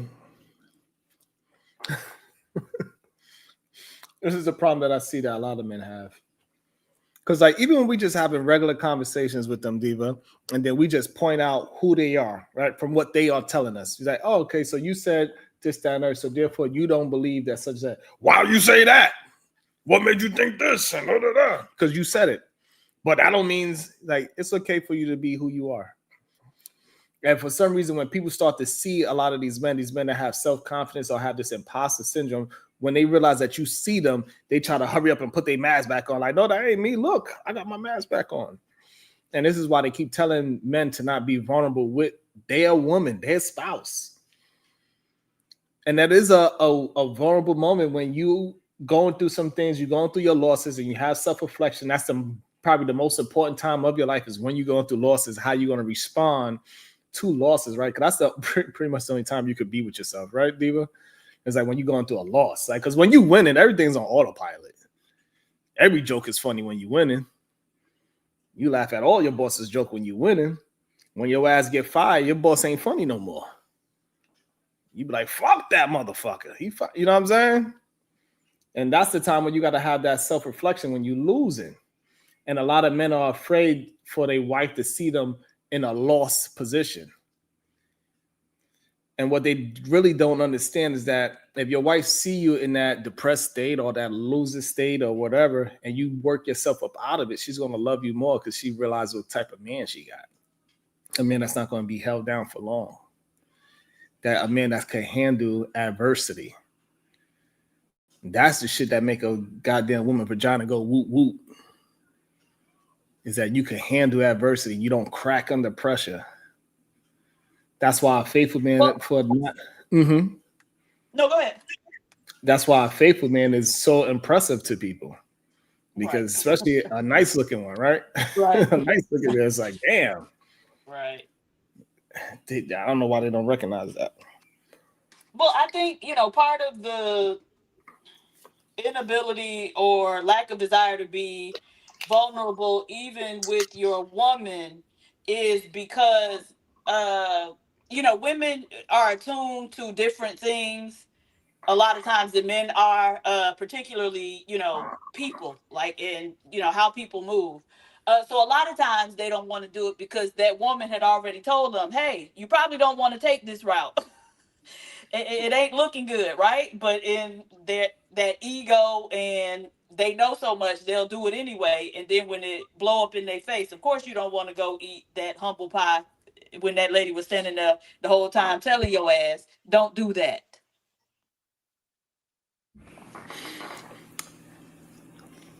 And that should be the biggest. That should be your big moment. That's literally your big moment to show and prove who you are as a man in reality.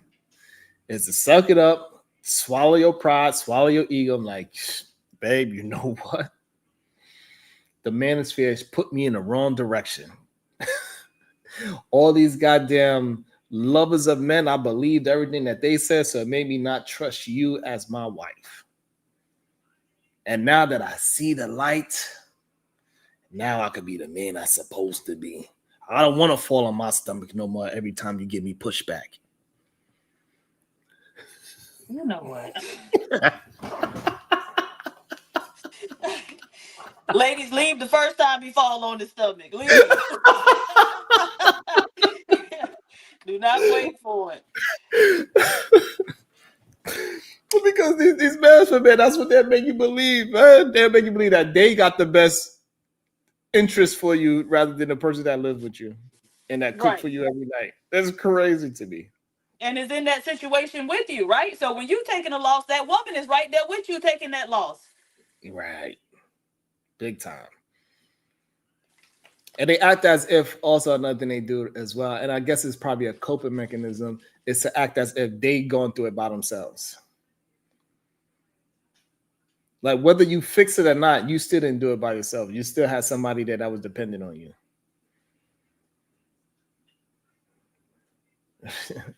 And let's keep it real. A lot of times she is the one trying to help you fix it, right? 100%. I remember I have a married family member who I was telling them, because both of them her and her husband were 6-figure earners. And I was saying, hey, y'all should be in a much better financial situation. Let me sit down with y'all and create a budget for you and start, figuring out how you can start investing some of your money and making your money work for you. She was like, oh, okay. And so when she talked it over with her husband, I never heard anything else about it, right? So they didn't come back for that. And I, just figured, okay, his ego probably wouldn't let him sit down with, a younger woman and try to get his finances straight. So instead, they went to his mother, who has a gambling problem, and tried to let her create a budget for them, even though her daughter had to empty out her 401k in order to keep her from losing her house because she had went and gambled it away. right? And so now we're looking at the thought process. And so that, needless to say, that didn't work out. At some point, shortly thereafter, they ran into some financial issues. Guess who they came to Oh, help have dig them no out? idea. I Uh-huh. don't know. Right, the same woman. And so this is what I need black men to understand. Baby, if you in your ego, just stay there, right? Mm, Because he was in his ego too much to let me help him by saying, hey, this is how you can improve your financial situation. But as soon as something went wrong, he didn't have too much ego to let his wife come in and ask me to borrow some money. mm-hmm. And so I just need these men to, if you're going to be an ego driven man, be it all the time. And women, stop jumping out there trying to save those men. If your man is truly the head of your household, make his ass go ask the woman to borrow some money. Mm. And that's a part of that. And this is why, earlier I was saying that the person that got your back is the person that could hold you accountable or responsible, I should say. That's the proper word. And that is the reason why he didn't want to take your advice. Because he know you have his back. And after that, you want to hold him responsible for the decision he makes after you help them with their budget. Now, mama, she can't hold him responsible because she don't have no responsibility for her goddamn self. Right. And so a lot of people would choose that. And this is why, we see the degenerate channels and channels that don't talk about nothing, why they get so popular. Is because now you have a responsibility if you're dealing with somebody that's telling you the truth, like how Cam is getting all this truthfulness and he can't even refute it. Even though he's looking for ways to poke holes in it, he can't. But after you know the truth, now you have a responsibility to uphold it. Or you just going to be a sinful ass motherfucker and say, hey, I know what the right thing to do. I just choose not to do it because of whatever reason you come up with. You know what I'm saying? But if you could put the blame on somebody else, like my degenerate mom, that's a gambling problem that my sister had to save. What happened? I was following my crazy ass mama. She told me this crazy ass. No, bro, it was you. In reality, because if he tell a story, he gonna leave the whole situation out that you offered advice, free advice at that.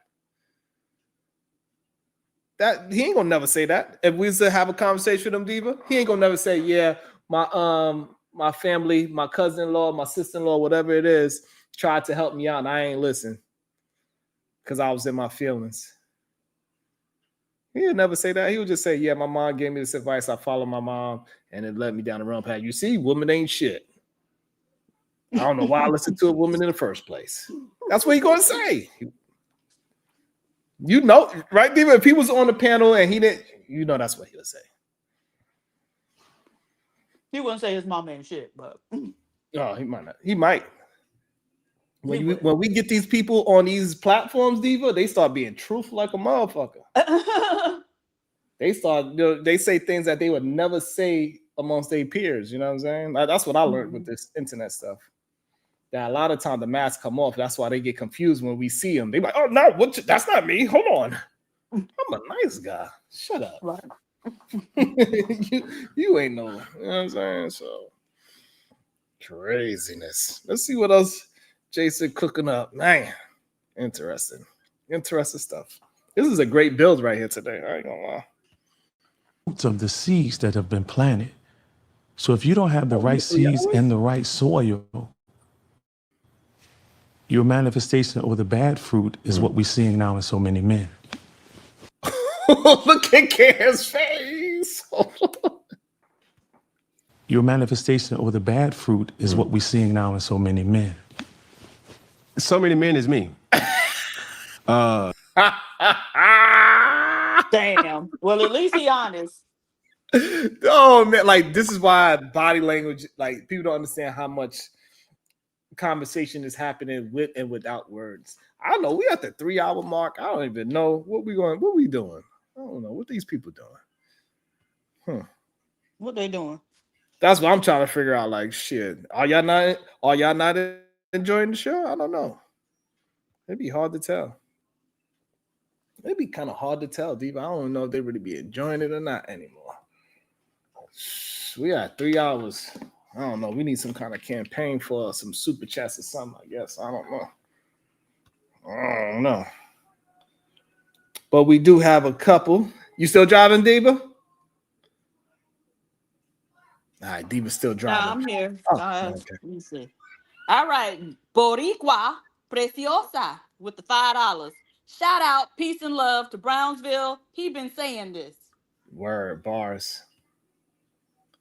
The Victim Hearts, Tezzy Cade. Hey, Tezzy Cade, $2. Grown man making excuses. That's sad. He is absolutely making excuses, which is sad. So I don't know. Maybe we should give them. I could give them. I could play the song and give them 10 minutes to send some super chats. There's 40 people here. We need 40 y'all to send $1.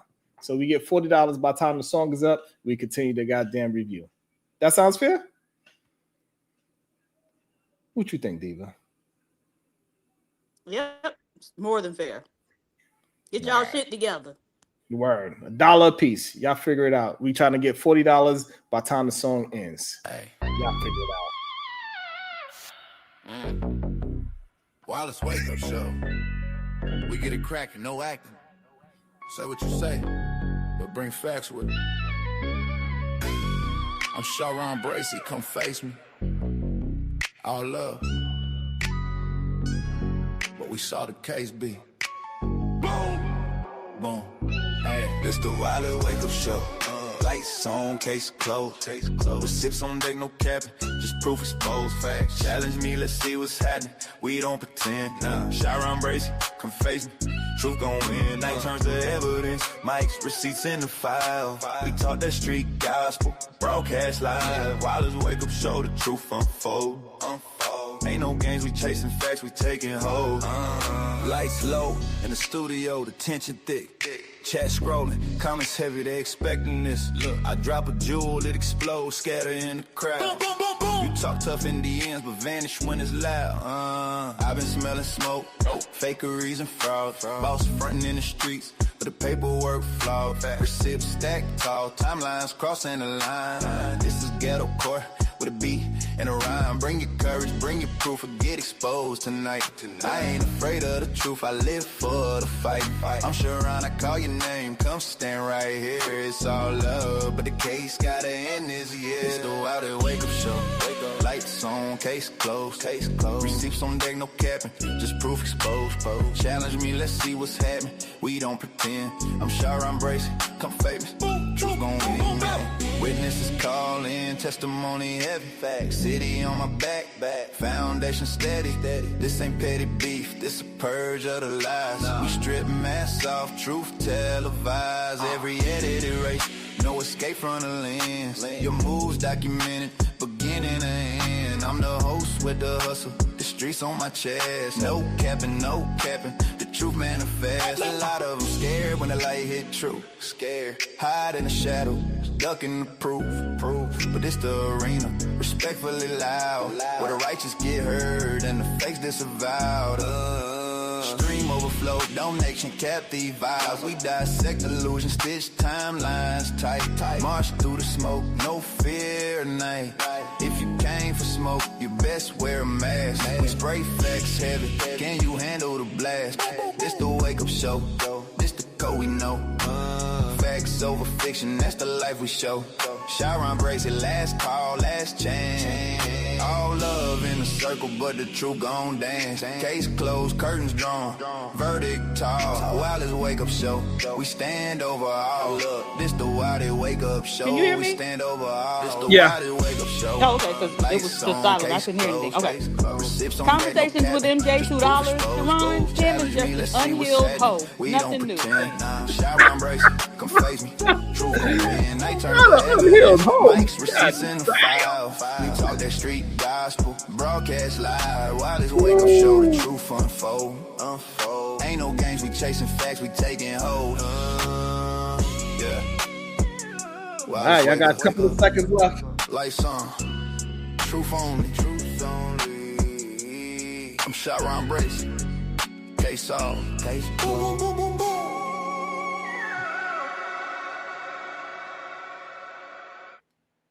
Shout out to Jalen's favorite song, clearly. She loved that song. It's her absolute favorite song. Oh, thank you so much. Conversation with MJ. We are 38 short. Maybe they don't want to support. Maybe they don't like the show. I don't know. I thought we did good. I thought this was a good conversation. I really enjoyed myself with this one. I'm gonna actually finish watching it. I'm gonna start it from the beginning because I didn't know it was gonna be this good. I thought it was gonna be like a lot of BS, but it's some really good stuff in that. Diva, you got any final thoughts? Bye, y'all. Nothing wrong with being. Let me